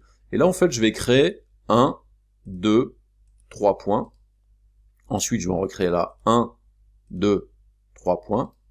Et ensuite, encore une autre là, 1, 2, 3. Et après, bah, vous avez compris le principe, je vais en créer une ici, là, une ici, ici, hop, et une ici, aussi ici. Pourquoi est-ce que je fais ça? Parce que du coup, je vais faire un petit F3 pour qu'on voit à travers, cacher la grille avec G. Là maintenant, ça me permet d'avoir une pattern qui, en plus de ça, a été matérialisée par des lignes, et en plus de ça, est dans un carré vraiment parfait. Et si vous voulez que vos patterns fonctionnent bien, faites bien attention aux dimensions. Donc là, je viens ici, et maintenant ce que je vais faire, c'est que je vais attacher toutes mes lignes, pour qu'elles soient toutes ensemble, et que ce soit un seul et même objet. Voilà. Ensuite, une fois que ces lignes sont faites, je vais aller dans Rendering, Enable in Render, Enable in Viewport, qui me permet donc d'avoir, vous le voyez, cette géométrie-là. Et maintenant, ce que je vais faire, c'est que je vais sélectionner les points. Donc je viens dans Sélection, Sélection de vertex. Vous pouvez faire un petit F3 ici. Et en fait, globalement, ce que j'aimerais, c'est avoir la possibilité de faire des enchevêtrements à l'aide de des tangentes des courbes. Donc ça peut être intéressant de faire un petit clic droit et passer en Bézier pour que vous ayez maintenant la possibilité de venir sur les points, et quand vous allez déplacer les points, ça peut vous permettre, alors là il a l'air d'avoir un Bézier, si je mets Smooth, Bézier, si je fais des petits trucs comme ça, ouais effectivement, ce qui lui pose un petit peu problème, c'est effectivement la forme que ça donne. Et en fait là le but du jeu c'est juste voilà de faire des petits enchevêtrements comme ça de vos géométries, pour que ça fasse vraiment comme s'il y avait des bouts de tissu en fait qui se superposaient les uns les autres. Celui-là ici, si je le déplace, il va vers le bas, donc c'est plutôt pas mal. Je vais peut-être plutôt prendre le point du dessus, et le point du dessus, effectivement, ce que je veux faire, c'est le relever, lui aussi. Là, je vais peut-être le mettre ici. Et là, après, je peux prendre, par exemple, la tangente en le contraignant vraiment dans Z et Y, en cliquant ici, entre les deux axes, comme ça en fait je sais que ça va me permettre de le remonter ici, et là je voudrais, voilà, peut-être, on va faire un truc un peu comme ça, vous avez compris le principe, là, ici, celui-là, si je le bouge, ça va pas le faire, là, celui-là, effectivement, je vais peut-être le bouger, là pareil, je le contrains en cliquant sur les deux axes ici, comme ça quand je vais remonter la tangente, vous voyez, ça me permet de faire vraiment des choses un petit peu comme ça. Là, celui-là, je suis pas sûr que ce soit celui du dessus, donc si c'est pas mal, je le remonte.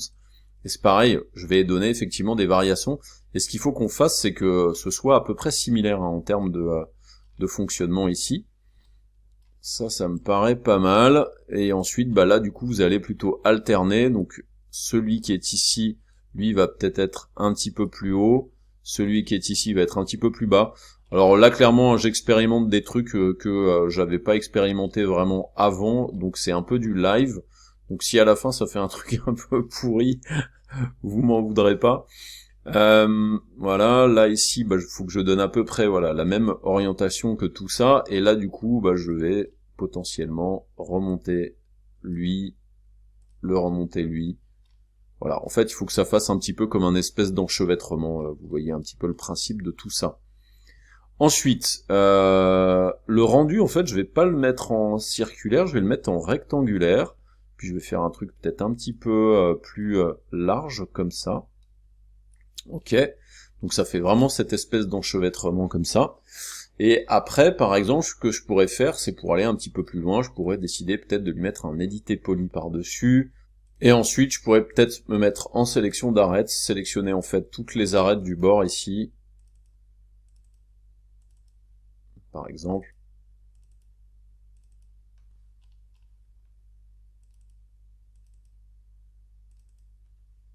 un petit F3. Alors après, il y aurait sans doute un mode de sélection un peu plus rapide, mais que je n'utilise pas, donc du coup, je vais pas vous le montrer. Donc voilà, je fais ces sélections de chanfrein juste pour me permettre de faire des chanfreins dans les angles. Voilà, donc je pense que j'ai à peu près tous les angles. Et du coup, bah, je vais venir chercher le chamfer. Avec le chamfer, je viens lui donner, voilà, un petit chanfrein supplémentaire comme ça. Hop, qui me permet de faire quelque chose de propre, et après, pourquoi pas, lui mettre par-dessus un petit Turbo Smooth, qui me permet, voilà, d'avoir quelque chose, voilà, dans ce genre-là. Moi, je vais activer le Smoothing Group ici, qui me permet de garder un petit peu les bords nets, et là, du coup, bah, j'ai ma pattern, et maintenant, ce que je voudrais, c'est que cette pattern se répète sur cette géométrie-là. Donc là, le problème, c'est que ici, mon objet, c'est un proxy, puisque je l'ai fait venir de Cosmo, mais je peux très bien lui dire duplicate to mesh. Donc maintenant, il l'a dupliqué. Maintenant, comme j'ai le Corona proxy qui est supprimé, je peux le supprimer. Et si je viens là-dessus, maintenant, c'est un mesh éditable que je vais transformer en édité poly. Je vais venir ici en sélection d'éléments pour sélectionner la partie supérieure. Je vais faire un détache. Je l'appelle assise, et là maintenant j'ai mon assise, et maintenant ce que j'aimerais faire, c'est tout simplement, eh bien, sur cette géométrie là, appliquer le Corona Pattern Mode. Je vais faire juste une petite sauvegarde des fois qui me crache dessus, je vais l'appeler 08 Pattern Siège. Ok, et maintenant j'ai juste besoin, alors souvenez-vous ce que je vous ai dit, n'hésitez pas à faire un petit reset X-form avant, et après faites un clic droit, collapse all. Bon, si vous voulez garder les options de modification, lui je vais l'appeler pattern base. Si vous voulez garder les options de modification, faites bien entendu une duplication. Et maintenant que j'ai ça, si je viens sur mon assise, maintenant je peux lui dire pattern node, je viens cliquer sur le pattern node, et là du coup il prend cette pattern node qui fait donc effectivement 22 cm et des brouettes. Petite chose importante, je vais venir faire, voilà, une petite vue en vue de dessus. Je vous rappelle que ici vous avez le crop box size qui peut vous permettre de réduire la zone dans laquelle on vient faire la sélection de la pattern. Et là regardez, si je le mets à 20 cm, ça me permet vraiment de prendre que ces bords-là, et donc il ne va utiliser que ces bords-là pour faire la répétition de la pattern. Donc maintenant qu'on a ici cette zone-là, je fais un petit CTRL S, je lance mon petit rendu, et là du coup il devrait me faire la pattern. Attention, il y a aussi une autre chose qui est importante, c'est les UV. Si les UV sur la géométrie sont dégueulasses, il y a moyen que ce soit dégueulasse aussi sur le siège. Donc là, sur le siège, ça a l'air de marcher. Qu'est-ce que je vais faire? Je vais lui mettre un tiling supérieur, je vais lui mettre 10 par 10, et là, du coup, en fait, il me répète la pattern sur le siège. Donc vous avez compris le principe. Si vous voulez que vous ayez une pattern super nickel sur le truc, regardez, effectivement, bah là, du coup, ça me permet d'avoir cette pattern supplémentaire qui, du coup, me donne vraiment le sentiment qu'il y a une vraie géométrie dessus, avec des vrais morceaux de géométrie qui est appliqué directement dessus. Et donc ça me permet vraiment de faire, donc vous voyez, en fait, on voit les zones de croisement dans les zones que nous avions ici, et ça donne vraiment un truc assez cool. Vous avez ici le pattern 8 que vous allez pouvoir désactiver, qui vous permet en fait de gérer l'épaisseur justement de la pattern qui est utilisée. Donc par défaut, c'est automatique. Si vous cochez cette option-là, décochez cette option-là, vous avez donc le pattern 8 qui ici maintenant devient effectivement à 1 cm. Je vais lui donner une valeur inférieure, donc je vais mettre un 0,1, et là du coup regardez ce que ça me permet de faire. Ça me permet de gérer la hauteur de la pattern, et du coup d'avoir peut-être une pattern un petit peu plus épaisse, qui du coup me rend quelque chose d'un petit peu mieux. Et là du coup vous voyez, ce qu'il y a de cool, c'est que maintenant j'ai une vraie géométrie. Alors, on peut lui demander de rendre l'objet de base, ce qui me permet du coup d'avoir l'objet de base plus la pattern par-dessus, ce qui peut donner un effet encore un petit peu plus intéressant. Use Pattern Material pourrait potentiellement fonctionner. Alors, clairement, le pattern matériau, là, il y a absolument rien dessus, donc je vous le déconseille. Donc en fait, il utilise la pattern de la géométrie, en fait, qu'on a de base, et du coup, c'est quelque chose qui permet d'aller un petit peu plus vite au niveau du rendu. Donc, voilà, ça vous donne effectivement la possibilité de mettre très rapidement sur une géométrie une autre géométrie, dans un contexte un petit peu différent de ce que l'on peut faire, par exemple, avec notre ami le Corona Scatter, et donc du coup, ça peut vous permettre de pousser différentes choses. On fait juste une petite leçon supplémentaire pour vous parler justement de petites choses que vous fournissent par exemple Corona dans leur chaîne YouTube ou alors directement sur leur site. Si vous voulez faire en sorte que vraiment la pattern est peut-être un meilleur matériau, n'hésitez pas par exemple à faire en sorte que sur la pattern vous utilisiez un matériau spécifique. Donc moi par exemple je suis allé reprendre le matériau de fabrique du matériau de base qui était appliqué sur la chaise, je l'ai appliqué ensuite à la pattern, et ensuite directement sur la chaise ici, je lui ai demandé d'utiliser le matériau de la pattern. Et donc du coup là ça donne un rendu qui est quand même un petit peu plus crédible, voilà, un petit peu moins glossy que ce qu'il y avait, parce que je pense qu'il prenait tout simplement le matériau de bois de la géométrie, et donc du coup c'était pas franchement nickel. Et donc là, effectivement, j'ai vraiment une géométrie super clean qui, du coup, passe un petit peu mieux, effectivement, que si c'est un displace, par exemple, ou si c'est juste un bump. Donc dans certains cas, ça peut être extrêmement utile. Juste une petite info pour vous dire que sur la chaîne YouTube, justement, de Corona, je vais aller copier-coller, en fait, la fonction, donc Corona Pattern dans 3ds Max. Je crois que dans cette vidéo-là, donc il y a un des gars de Corona, donc excusez-moi. Non, j'ai pas du tout envie d'utiliser Wix. Allez, on passe l'annonce. Donc là, il y a un des gars de Corona qui vous fait une petite présentation un petit peu des possibilités de pattern, donc il vous explique un petit peu comment tout ça peut être tout simplement mis en place. Et il explique bien entendu ce que moi je vous ai expliqué en français. Mais c'est pas tellement pour la vidéo que je vous envoie là-dessus, c'est que là-dessus, ici, donc épinglé par Corona il y a 13 jours, il y a ici la possibilité d'aller télécharger des patterns déjà faites. Donc vous cliquez, vous les téléchargez, donc moi je les ai mis directement dans le dossier de projet, vous décompactez ces patterns, et ensuite il va vous suffire juste de faire fichier, import, merge. Alors je vais le faire dans une nouvelle scène, je vais faire un petit reset, je sauvegarde les modifs, oui.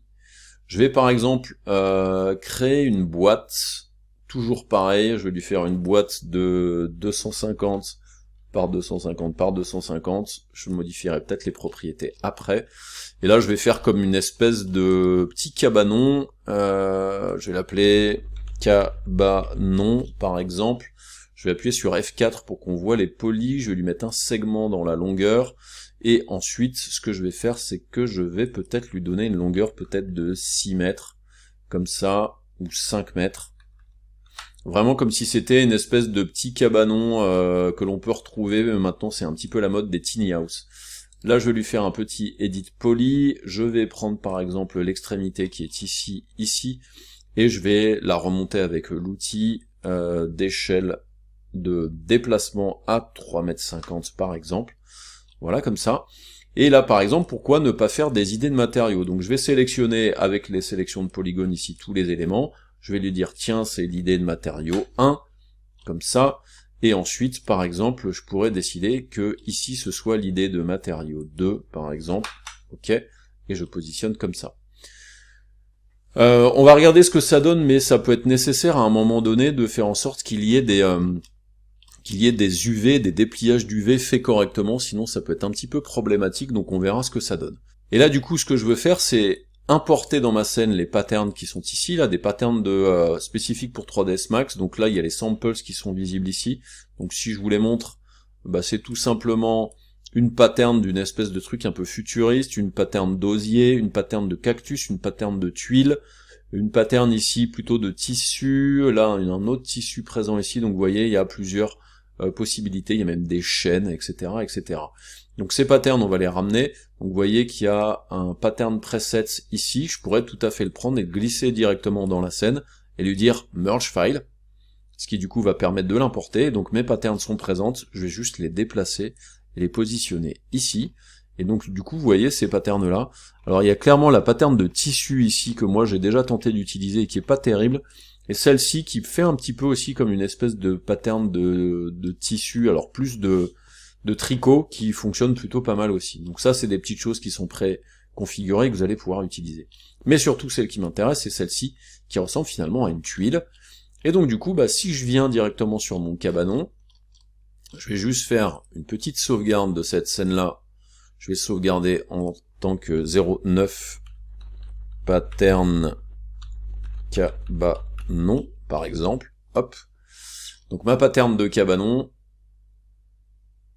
Voilà, je fais ma petite sauvegarde. Qu'est-ce que je fais? Je vais bien entendu dans le Corona Pattern Mode. Je vais venir ici cliquer sur None. Et je vais venir cliquer sur la tuile qui me permet donc de faire la sélection de la tuile. Ok. Il peut y avoir des petits soucis d'orientation, on va aller regarder ça tout de suite. Donc là, ce que je vais faire, c'est que je vais quand même faire une espèce de scène qui va ressembler quand même un petit peu à un extérieur. Je vais créer un plan. Ce plan, je vais lui donner une couleur plutôt neutre. Je vais l'appeler Sol. Et ensuite, j'en profite parce que je suis en vue de dessus pour créer un soleil. Hop, hop, petite perspective. Dans le soleil, bien entendu, qu'est-ce que je fais? Je rajoute un Corona Sky Environment, j'ouvre les environnements, les options d'environnement avec la touche 8, mon éditeur de matériaux à côté, et je fais un Sky Environment. Voilà, je glisse dedans en instance, et ensuite, je peux aller faire des petites modifs sur cette texture-là, vous en doutez, un petit volume effect, un petit Enable Cloud pour avoir un petit peu des nuages, et du coup, je vais me rapprocher de ma maison ici, un petit CTRL S, et je lance le rendu interactif ici, et bien entendu, première chose, je vais aller faire un petit tour dans Tone Mapping, lui mettre un petit -2 par exemple, et là du coup, qu'est-ce qui se passe? J'ai bien ma tuile qui a été répétée sur la surface, incroyable, mais là ici j'ai un positionnement très bizarre, donc par exemple je peux tout à fait décider d'augmenter le tiling, donc vous vous souvenez, le tiling c'est ici, donc je peux lui dire tiens, fais-moi un tiling de 10 par exemple pour que la tuile soit un petit peu plus répétée, et donc on voit bien cette répétition de la géométrie, mais elle n'est absolument pas dans le bon sens. Pourquoi? Parce que sans doute que la géométrie elle-même, il n'y a pas eu en fait de reset Xform qui a été fait dessus, donc regardez, si je viens ici, je demande de faire un petit reset Xform, et regardez, qu'est-ce qui se passe? Maintenant, j'ai bien mes tuiles qui sont positionnées, je dis bien à peu près correctement, ce qui n'est pas tout à fait le cas. Donc on voit qu'elle se chevauche bien correctement dans ce sens-là, mais du coup l'orientation est pas du tout bonne. Et donc du coup, ce qu'il va falloir que vous fassiez, c'est peut-être que vous lui fassiez une petite orientation différente. Donc là, on peut lui faire une rotation, décider de faire une rotation par exemple à 90 dans ce sens-là, et je vous conseille de refaire un Reset Selected, qui du coup va peut-être lui permettre d'avoir une orientation potable ici. Donc là, ça a l'air d'être un petit peu mieux, même si je suis pas sûr que ce soit exactement ce truc-là, effectivement. Et par contre, il y a des espèces de découpes un petit peu bizarroïdes. Donc, je vous conseille de faire effectivement maintenant un petit clic droit et faire un petit Collapse All pour qu'on soit sur un truc de base. Et ensuite, là-dessus, quand vous allez aller sur la maison, il peut y avoir un intérêt justement, regardez, en fait, il ne prend pas la découpe correctement.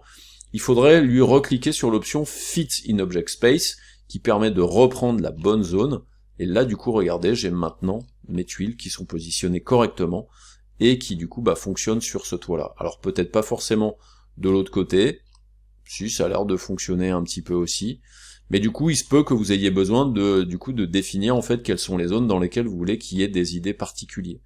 Donc je peux lui dire de faire un petit Restrict on Material ID, donc là Material ID numéro 1, mais du coup je vais lui dire Material ID numéro 2, et là maintenant, regardez, j'ai les tuiles uniquement sur cette partie-là de mon cabanon. Donc ça peut être quelque chose de très rapide à utiliser pour faire vos différents projets. Donc soit des projets architecturaux, soit des projets comme on l'a vu un petit peu plus tôt, qui sont plutôt dédiés à tout ce qui concerne la confection, l'ameublement, etc., etc. On va reprendre un petit exemple un petit peu tout bête. Je vais enregistrer cette zone-là, sauvegarder. Je vais, par exemple, aller faire un tour à nouveau dans mon pattern siège qui est par exemple ici présent. Et du coup, je vais peut-être aller prendre une autre pattern pour faire un petit test sur la géométrie qui est ici. Donc, je vais ouvrir mon dossier encore une fois, le pattern presets que je vais glisser directement là-dessus en faisant un petit merge.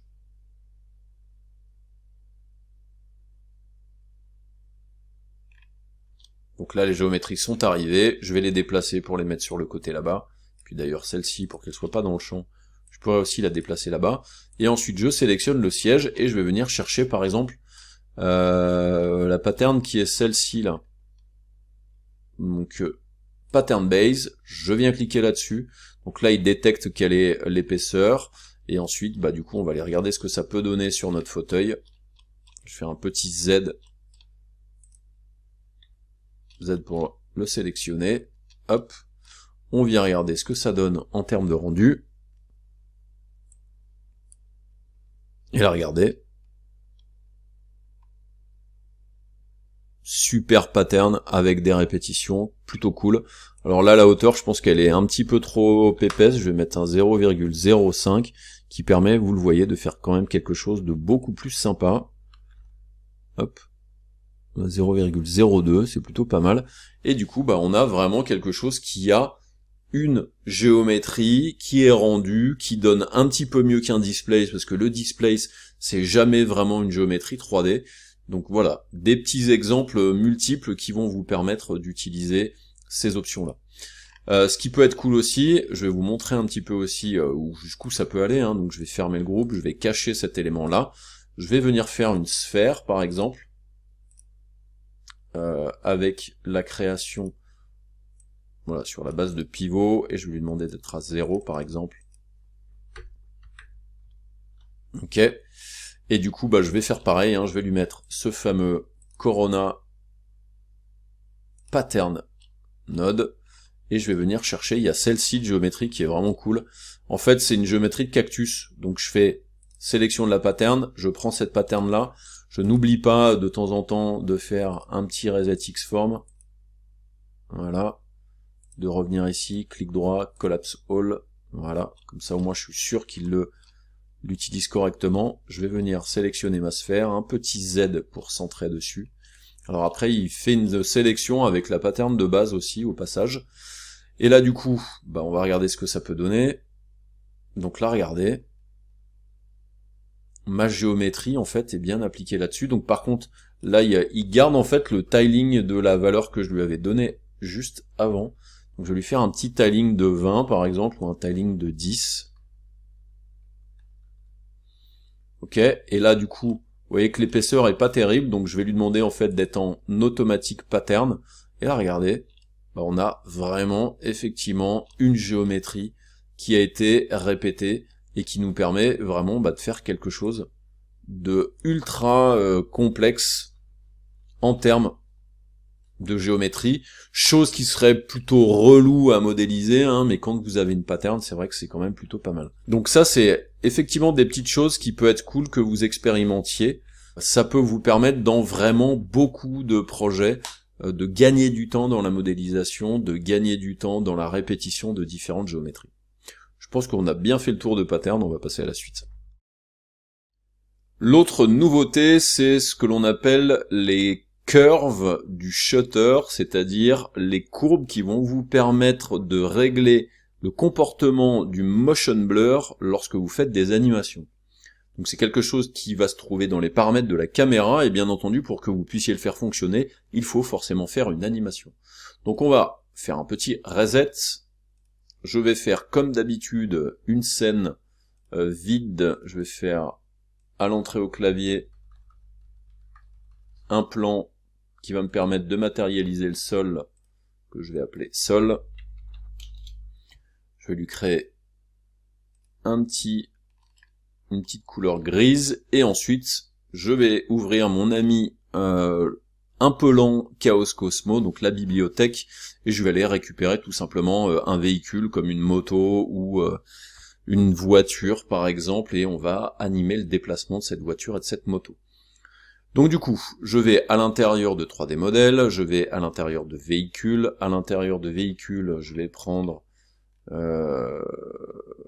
par exemple, moi je suis plutôt fan de Ducati, donc je vais récupérer la Ducati qui est présente ici. Je l'importe à l'intérieur de ma scène. Donc bien entendu, en fonction de la complexité de tout ça, ça peut prendre du temps. Et ensuite, c'est une bounding box pour optimiser, mais ce que vous pouvez faire, c'est venir ici dans les paramètres du proxy et lui demander d'être en full mesh, ce qui vous permettra de voir un petit peu mieux ce qui se passe. Et là du coup, ce que je veux faire, c'est faire une animation. Donc je vais prendre la moto et je vais par exemple faire en sorte que à l'image 0 ici, elle soit disposée ici. Je vais lui demander en fait de créer ici des clés automatiques. Donc déjà je fais set key, ensuite je définis la position d'origine à 0 qui est celle-ci, je clique sur la clé, il me crée des clés d'animation, et ensuite je déplace ma tête de lecture à 100, je déplace bien entendu mon objet, et là normalement il est censé détecter qu'il y a eu un changement de direction, donc là vous voyez qu'il n'a pas détecté, c'est pas grave. Alors en fait c'est moi qui vous dis des conneries, il aurait fallu que je le mette en auto-key, donc je vais cliquer sur set key, et là maintenant effectivement le déplacement se fait correctement. Donc on crée la première clé à la position, on déplace la position et on crée une nouvelle clé à cet endroit-là. Donc changement d'état dans le temps pour que ça fonctionne. Je vais me mettre en intermédiaire ici. Je vais aller chercher mon ami le soleil parce que je l'aime bien. Hop, hop, clac. Je vais dans les options Add Corner Sky Environment. Et ensuite, bon, je vais décocher cette key puisque j'ai pas besoin effectivement de le mettre ailleurs. Et là, du coup, je vais, par exemple, me positionner ici. Je vous conseille de créer une caméra. Donc, je viens créer une caméra dans ce sens-là. Voilà. On voit la moto sur le côté. Je me mets en vue de caméra avec C. Je me déplace légèrement ici comme ça. Je vais choisir, là encore une fois, d'aller dans les paramètres de rendu, dans les paramètres communs, de me mettre en output size custom et de rentrer par exemple 1080 par 1080, voilà. Et ensuite, donc du coup là si je lance le rendu, je vais avoir bien entendu un rendu de tout ça, voilà, avec ma belle moto qui est ici, et du coup je vais venir dans tone mapping, peut-être un peu augmenter ça, et je vais peut-être me rapprocher ici, me rapprocher ici comme ça, faire un petit shift F pour afficher la zone de cadrage, et donc là j'ai fait une anime. Donc si je laisse mon anime tel quel, du coup on a l'impression que la moto est statique, donc si vous voulez voir quelque chose, il va falloir que vous alliez dans les paramètres de la caméra, donc je sélectionne souvent moi la caméra par cette option là, en venant cliquer sur le nom de la caméra, Select Camera, je vais à l'intérieur des propriétés de ma caméra, et dans les propriétés de ma caméra, j'ai la possibilité ici d'activer le flou de mouvement de la caméra, si la caméra bouge, mais surtout des géométries, s'il y a des géométries qui sont animées. Et là, si je clique sur géométrie, regardez ce qui se passe, j'ai bien maintenant un effet de flou de mouvement qui apparaît à mon rendu. Et la nouveauté là-dedans, c'est que maintenant nous avons ici le shutter curve, que vous allez pouvoir activer. Vous allez pouvoir cliquer sur Edit, ce qui va vous permettre d'avoir maintenant cette courbe-là, sur lequel vous allez pouvoir intervenir pour modifier le comportement de votre rendu du shutter curve.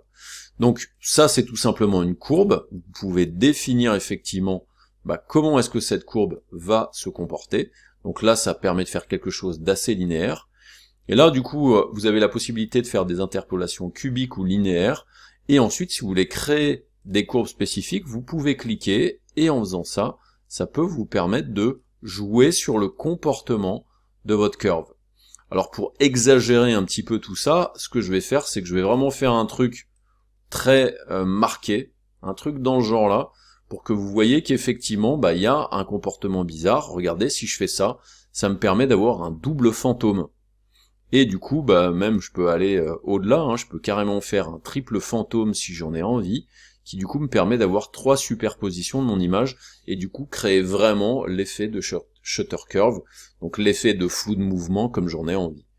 Donc c'est pas si compliqué que ça, c'est à vous en gros spécifiquement de faire un petit peu les réglages que vous voulez pour gérer le comportement votre flou de mouvement. Donc ça peut être une courbe complexe, ça peut être des choses un petit peu plus simples, ça peut être des arrondis, donc plutôt que d'être en linéaire, on peut être en cubique, ce qui fait des choses comme ça un petit peu moins violentes, avec un petit peu plus de dégradé. Mais voilà, c'est tout simplement ça, le shutter curve activé lorsque vous utilisez le motion blur, c'est-à-dire le flou de mouvement sur une animation. Pour la nouveauté suivante, on va réouvrir la scène du petit cabanon dans le parc pour enfants. Ça peut prendre un petit peu de temps de chargement parce qu'on a pas mal de Corona Scatter dessus. Enfin, je dis Corona Scatter, mais ça s'appelle Chaos Scatter. Scatter, pardon. Je vais me mettre en vue de perspective. Je vais centrer sur la petite cabane. Et sur la petite cabane, je vais faire une espèce de truc comme ça, genre, voilà, me positionner ici. Et je vais créer une caméra à partir de sa vue de perspective en venant cliquer sur l'icône ici de caméra avec le petit plus. Et là, vous voyez que je suis en Corona Caméra 2. Je sélectionne la caméra, même si elle est déjà sélectionnée. Je vais dans les propriétés de base. Et là, en l'occurrence, ce que je veux faire, c'est changer le type de caméra. Donc je vais aller pour ça dans Projection NVR. On est ici pour l'instant avec une caméra de type perspective. Mais moi, je veux justement aller en caméra fisheye, parce que ce que je veux, c'est vous montrer ce que va donner le fisheye et l'activation de la profondeur de champ, puisque c'est une nouveauté. Donc je viens cliquer directement là-dessus, ce qui va me permettre de voir effectivement quel est l'effet fisheye, parce que malheureusement il n'est pas disponible tout de suite dans la fenêtre à l'intérieur de 3ds Max, ce qui est un petit peu dommage. Ça aurait été cool qu'il y ait vraiment une visualisation de tout ça à l'intérieur de la fenêtre. Donc là, bien entendu, ça va prendre un petit peu de temps.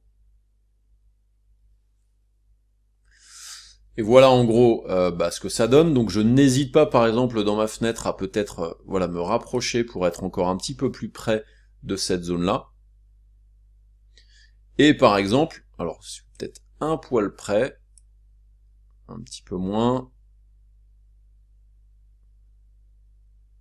Voilà. Et en fait, ce que vous pouvez faire, c'est donc activer la profondeur de champ. Donc vous pouvez cliquer Enable, ici, Depth of Field, donc profondeur de champ. Je vous rappelle que la profondeur de champ se base sur le f-stop.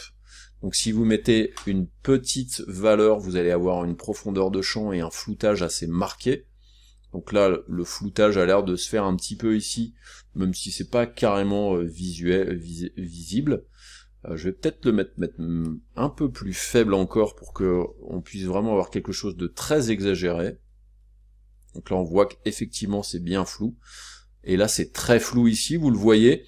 Et maintenant, si vous voulez vraiment donner la zone dans laquelle il va y avoir la zone de netteté, vous pouvez utiliser le pic qui est présent ici. Et là par exemple, je peux venir sur la rambarde, faire un clic droit et dire Set Focus to this point. Ce qui me permet de faire le focus sur ma rambarde. Et du coup, vous voyez que le reste est flou, ou alors je vais plutôt lui dire, tiens, mets-le plutôt sur ma poignée, set focus to this point. Donc du coup, il fait vraiment la mise au point ici, mais par contre, ma rambarde est complètement floutée, l'arrière-plan est flouté, donc je vais juste peut-être vous faire un rendu un poil plus grand, parce que là, on n'est quand même pas sur quelque chose d'énorme. Voilà. Donc laissez-lui un petit peu de temps, je vous rappelle, il y a un petit peu d'escateur derrière. Et donc du coup, ça peut vous permettre de faire des effets de profondeur de champ, même sur l'effet fisheye, ce qui n'était pas le cas avant. Donc c'est une petite addition qui n'est pas négligeable pour ceux qui effectivement sont fans des effets de fisheye. Voilà, c'était la nouveauté qui concerne l'effet de profondeur de champ sur la caméra fisheye. Pour la nouveauté suivante, je vous ai enregistré un fichier qui s'appelle 12 Studio Scan, et ce que je vous conseille de faire par exemple, c'est d'ouvrir Chaos Cosmo, de sélectionner par exemple un véhicule. Donc dans la bibliothèque, je vais dans les modèles 3D, je vais dans les véhicules. Dans les véhicules, je vais peut-être choisir... alors, j'ai une vraie horreur des trottinettes, donc je ne prendrai pas une trottinette. Je vais prendre plutôt effectivement la Vespa, ou en tout cas le scooter des années 50. On le ramène à l'intérieur de notre scène. Le voici. Je vais le mettre ici par exemple en full mesh. Et ensuite, je vais lui faire une petite rotation ici à 45 degrés par exemple. Je me mets en vue de caméra, et en vue de caméra, ce que je vais faire, c'est que je vais me disposer pour qu'on voit un petit peu plus, voilà, notre véhicule, et je peux faire un petit rendu pour voir ce que ça donne. Voilà, plutôt cool. Je vais peut-être lui mettre un -1 pour que ce soit un petit peu moins violent. Et donc voilà, ici mon petit scooter. Je vais d'ailleurs le sauvegarder tout de suite, et je vais l'appeler 12 scooter, sous-entendu scans. Donc je l'ai appelé Sakans, mais vous comprendrez scans. Tout ça pour vous parler justement de la disponibilité maintenant pour les gens qui ont des abonnements à Corona Premium, de la bibliothèque des scans qui étaient les scans de VRM et qui sont compatibles maintenant avec aussi Corona. Et vous avez aussi, si vous avez un abonnement Premium, vous avez aussi l'accès à Phoenix et aussi l'accès au player de Chaos. Donc globalement, normalement, si vous allez dans votre compte, normalement, vous avez ici Software, quand vous êtes dedans, et directement, ce que vous allez pouvoir faire, c'est justement aller voir un petit peu quels sont les différents logiciels que vous avez. Donc vous pouvez faire See All Products, dans lequel on voit bien que j'ai VRay pour tous les VRay, pour tous les logiciels. J'ai aussi, alors là pour l'instant je ne vois que VRay, mais j'ai aussi Corona, et j'ai aussi accès à Phoenix, j'ai aussi accès aux Chaos Scan qui sont présents ici. Et donc là maintenant, si je veux par exemple aller récupérer un scan, je peux choisir par exemple des catégories type Carpaint. Là du coup il y a des Carpaint avec des couleurs différentes, donc là le Carpaint Red est plutôt cool. Donc je vais cliquer sur Download, ça va me permettre, donc c'est un zip, ce que je vais faire c'est que je vais le mettre directement dans mon projet 3ds Max à l'intérieur de Material Libraries par exemple, je fais enregistrer, donc là il l'enregistre, je vais bien entendu aller dans le dossier, à l'intérieur du dossier, ce que je fais c'est que je fais un clic droit et je fais extraire ici, ce qui me permet maintenant d'avoir, vous le voyez, un VR scan, qui est donc un VRS scan. Pour l'utiliser, c'est pas très compliqué, je vais venir à l'intérieur de 3ds Max, à l'intérieur de 3ds Max, je peux venir ici chercher, par exemple, tout simplement tout ce que j'ai à l'intérieur de ma scène, en allant dans Matériaux, Get All Scene Material, qui va me permettre, maintenant, vous le voyez, d'avoir l'ensemble du matériau qui est appliqué sur ma petite moto. Et ensuite, si je veux pouvoir utiliser les VR scans, j'ai ici à l'intérieur de Corona, le Corona Scan NTL, donc je le prends et je le glisse directement. Et donc là, du coup, ça me permet d'avoir ce truc-là, dans lequel je peux venir cliquer ici sur Load from File, ce qui me permet d'aller directement à l'intérieur de mes fichiers de travail, dans Projet 3ds Max, dans Material Library, et de prendre ce scan qui est présent ici. Je fais Open, il l'applique directement ici, le voici. Si par exemple vous vous souvenez plus où se trouve effectivement la page dans laquelle vous pouvez en télécharger, remarquez ici que vous avez Download Chaos Scan, qui va vous permettre tout simplement d'aller dans la page Download, voilà, dans lequel il y a tous les scans, donc ça c'est plutôt cool. Et là du coup il suffit juste que je retrouve en fait l'endroit où j'ai la peinture de mon petit alors je dis moto tout à l'heure mais c'est un scooter. Donc là j'ai vraiment effectivement l'idée de matériau qui est un petit peu loin, je me mets un petit peu par là. Et là j'ai Motorcycle Material, donc pourquoi pas venir ici et balancer Motorcycle Material là-dessus. Et ensuite je relance un petit rendu. Et qu'est-ce qui se passe? Du coup j'ai balancé mon scan directement ici. Et en plus de ça, les scans c'est vraiment des matériaux qui sont plutôt complexes. Si je me mets en vue de perspective, donc là je vais venir voilà un petit peu plus près par exemple de cette zone-là. Regardez, on a vraiment un matériau de bagnole qui est plutôt pas mal. Je trouve d'ailleurs que le matériau de cuir est pas ouf là-dessus. Pourquoi pas utiliser un scan aussi? Donc même principe, je vais dans l'éditeur de matériaux. Ce que je vais faire, c'est que je vais carrément dupliquer en fait ce matériau-là avec un Shift-clic. Et ensuite, je vais cliquer sur Download Chaos Scan.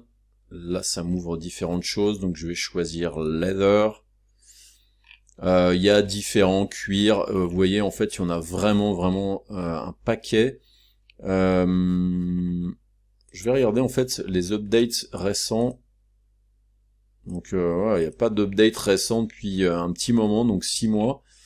Probablement parce que c'est peut-être un petit peu laissé de côté. Je vais peut-être prendre, ouais, effectivement, ce petit cuir blanc là. Je vais faire un petit download. Dans Material Library, je fais enregistrer. Je vais venir ici. Je vais venir afficher le dossier dans lequel c'est téléchargé. Donc là, il a l'air de l'avoir téléchargé. Donc, clic droit, extraire ici. Voilà, il m'a tout extrait. Moi, j'utilise WinRAR, hein, c'est un de ceux que je préfère. Donc du coup, ça a l'air d'être un truc assez cool. Des fois, par contre, ce qui me gêne un petit peu, c'est que des fois, les matériaux de scan, des fois, ont du mal à s'adapter sur les géométries. On va voir si ça fonctionne. Et donc là, du coup, je viens cliquer sur cette duplication de matériaux. Je clique ici pour aller chercher dans le bon chemin. Et je prends ce matériau-là, qui va du coup plus ou moins s'appliquer dessus. Et après, je viens le balancer sur le Leather Motorcycle du Material ID. Et là, du coup, j'ai effectivement mon espèce de petit cuir qui apparaît. Là, ensuite, normalement, vous avez la possibilité de venir jouer ici sur, tout simplement, en fait, le tiling factor. Donc, normalement, si vous augmentez ou vous réduisez ces valeurs-là, ça vous permet de jouer, vous le voyez, sur la répétition. Donc là, je l'avais mis à 0,1, c'est peut-être un petit peu exagéré. Regardez, si je le mets à 10, maintenant, j'ai un beau petit cuir blanc qui est plutôt cool. Donc c'est un matériau scanné, donc c'est-à-dire que c'est pas quelque chose qui a été créé par quelqu'un en utilisant un éditeur de matériaux, c'est vraiment une machine spécifiquement pour le scan de matériaux qui a scanné le matériau et où après en fait on utilise tout un process de transformation de ce matériau scanné pour en faire un matériau tel quel. À savoir que par exemple dans la suite Substance, vous avez la possibilité dans Substance Designer par exemple d'utiliser des scans de matériaux et tout un process de transformation de matériaux scannés. Donc voilà, ça c'est une des petites options supplémentaires que vous pouvez retrouver à l'intérieur de Corona 9, c'est donc la compatibilité des scans de matériaux avec le Material Scan de Corona. Lorsque vous prenez un abonnement avec Corona, vous avez maintenant deux formes d'abonnement, donc chose que vous allez pouvoir voir par exemple sur le site de Corona quand vous allez dans Buy Now. Vous avez ici deux options qui sont soit le Corona Solo dans lequel vous avez tout simplement Corona et en plus de ça la librairie Cosmos, donc c'est à 26 € par mois ou 320 € par an, ou alors vous avez le Corona Premium qui est un petit peu plus élevé, qui est à 34 € par mois, enfin 35 € par mois, dans lequel en plus de ça vous avez Chaos Phoenix, donc le simulateur de fluide et de fumée, Chaos Player, qui est une espèce donc d'outil, un petit peu de compositing, mais ça marche plutôt pas mal avec les séquences d'images, un petit peu moins avec les images fixes, ça a beaucoup moins d'intérêt, et vous avez donc l'accès à la librairie des scans de V-Ray au départ, mais qui sont maintenant les Chaos Scans, que nous avons vu dans la leçon précédente. Donc Chaos Phoenix, normalement si vous allez sur votre compte, quand vous allez ensuite dans la catégorie Download, vous avez la totalité des choses qui sont disponibles avec votre abonnement. Donc là, vous voyez que moi, j'ai Phoenix pour 3ds Max, pour Maya, j'ai tous les V-Ray aussi, puisque j'ai aussi V-Ray dans mon abonnement. Et vous avez ici donc le Chaos Player. Donc le Chaos Player, si vous voulez le télécharger, il suffit de le télécharger directement ici. Mais par contre, si je vais dans les softwares, Back to World Products, je peux ici aller dans Phoenix pour 3ds Max et venir télécharger par exemple ici la version pour V-Ray 5 ou pour V-Ray 6 et donc je peux faire download, le télécharger. Donc je le télécharge dans mes téléchargements et une fois que le téléchargement est fini, vous l'installez. Donc lorsque vous êtes dans 3ds Max, si vous avez installé Phoenix, vous avez normalement accès à la Phoenix FD Toolbar qui est donc cette toolbar plutôt énorme, dans lequel on va pouvoir faire différentes choses. Là par exemple, ce que je peux faire c'est prendre la toolbar et la mettre ici, comme ça du coup j'ai cette toolbar supplémentaire qui est affichée, et là par exemple, si je veux faire rapidement une petite simulation, je vais faire un plan, ce plan, je vais venir ici, lui mettre une couleur plutôt grise, je vais ensuite faire par exemple une sphère. La sphère, je vais lui demander ici d'avoir sa base sur le pivot, je vais dans Keyboard Entry, je vais lui donner un radius de 50 cm par exemple, je fais Create, et là du coup maintenant j'ai ma sphère qui est présente ici, je vais agrandir un petit peu ça, agrandir le plan, et le plan je vais lui donner une dimension supérieure, 500 par 500. Et là, par exemple, si je veux faire une simulation avec Phoenix, donc là, attention, ça n'est pas une formation à Phoenix, je peux sélectionner par exemple la sphère qui est ici, et je peux tout de suite ici lui demander de faire une simulation de feu sur l'objet sélectionné, donc je clique là-dessus. Là ensuite, il va appliquer directement une simulation là-dessus, et si ensuite je veux faire la simulation, il me suffit de cliquer ici pour commencer la simulation. Donc là, ça va prendre un petit peu de temps, donc là vous voyez que du coup, le feu commence à apparaître directement sur la sphère. Donc après, en fonction de la rapidité de votre ordi, ça peut prendre un petit peu de temps. Je vais arrêter la simulation, donc je clique sur Stop, et là maintenant, du coup, j'ai donc bien ma petite flamme, comme ça. Et ensuite, c'est compatible avec Corona, c'est-à-dire que si je viens lancer un rendu, je devrais voir apparaître des choses assez rapidement.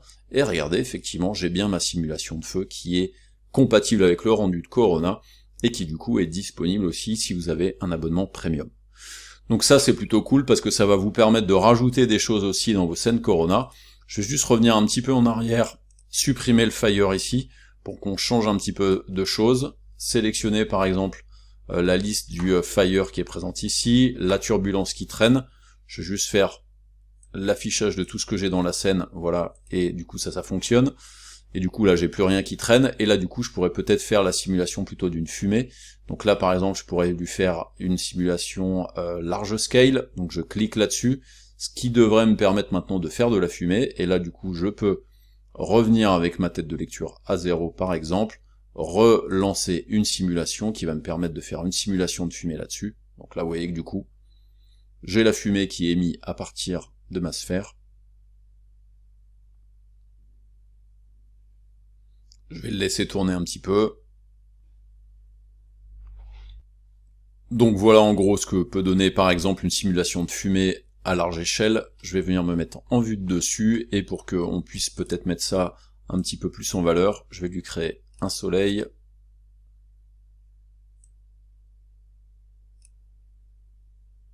Donc là vous voyez que du coup ça rame un petit peu, c'est normal, ça demande quand même pas mal de ressources pour pouvoir vous afficher tout ça.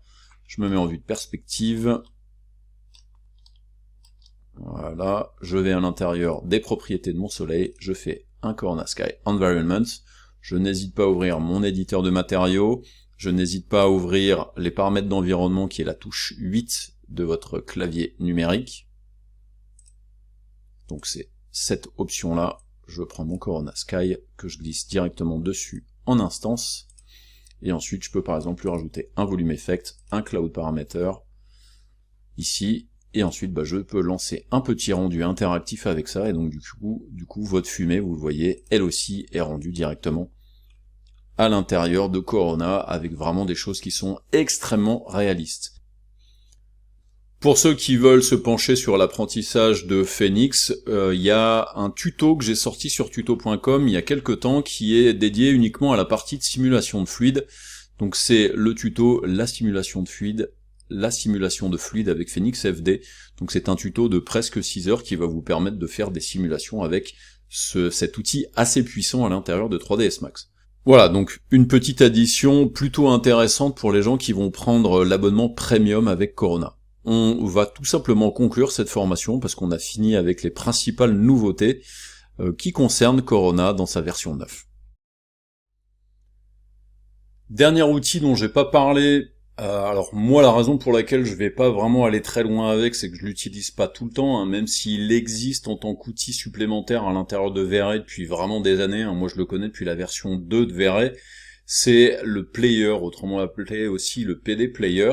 Donc c'est quelque chose que vous pouvez télécharger aussi si vous avez pris un abonnement premium de Corona.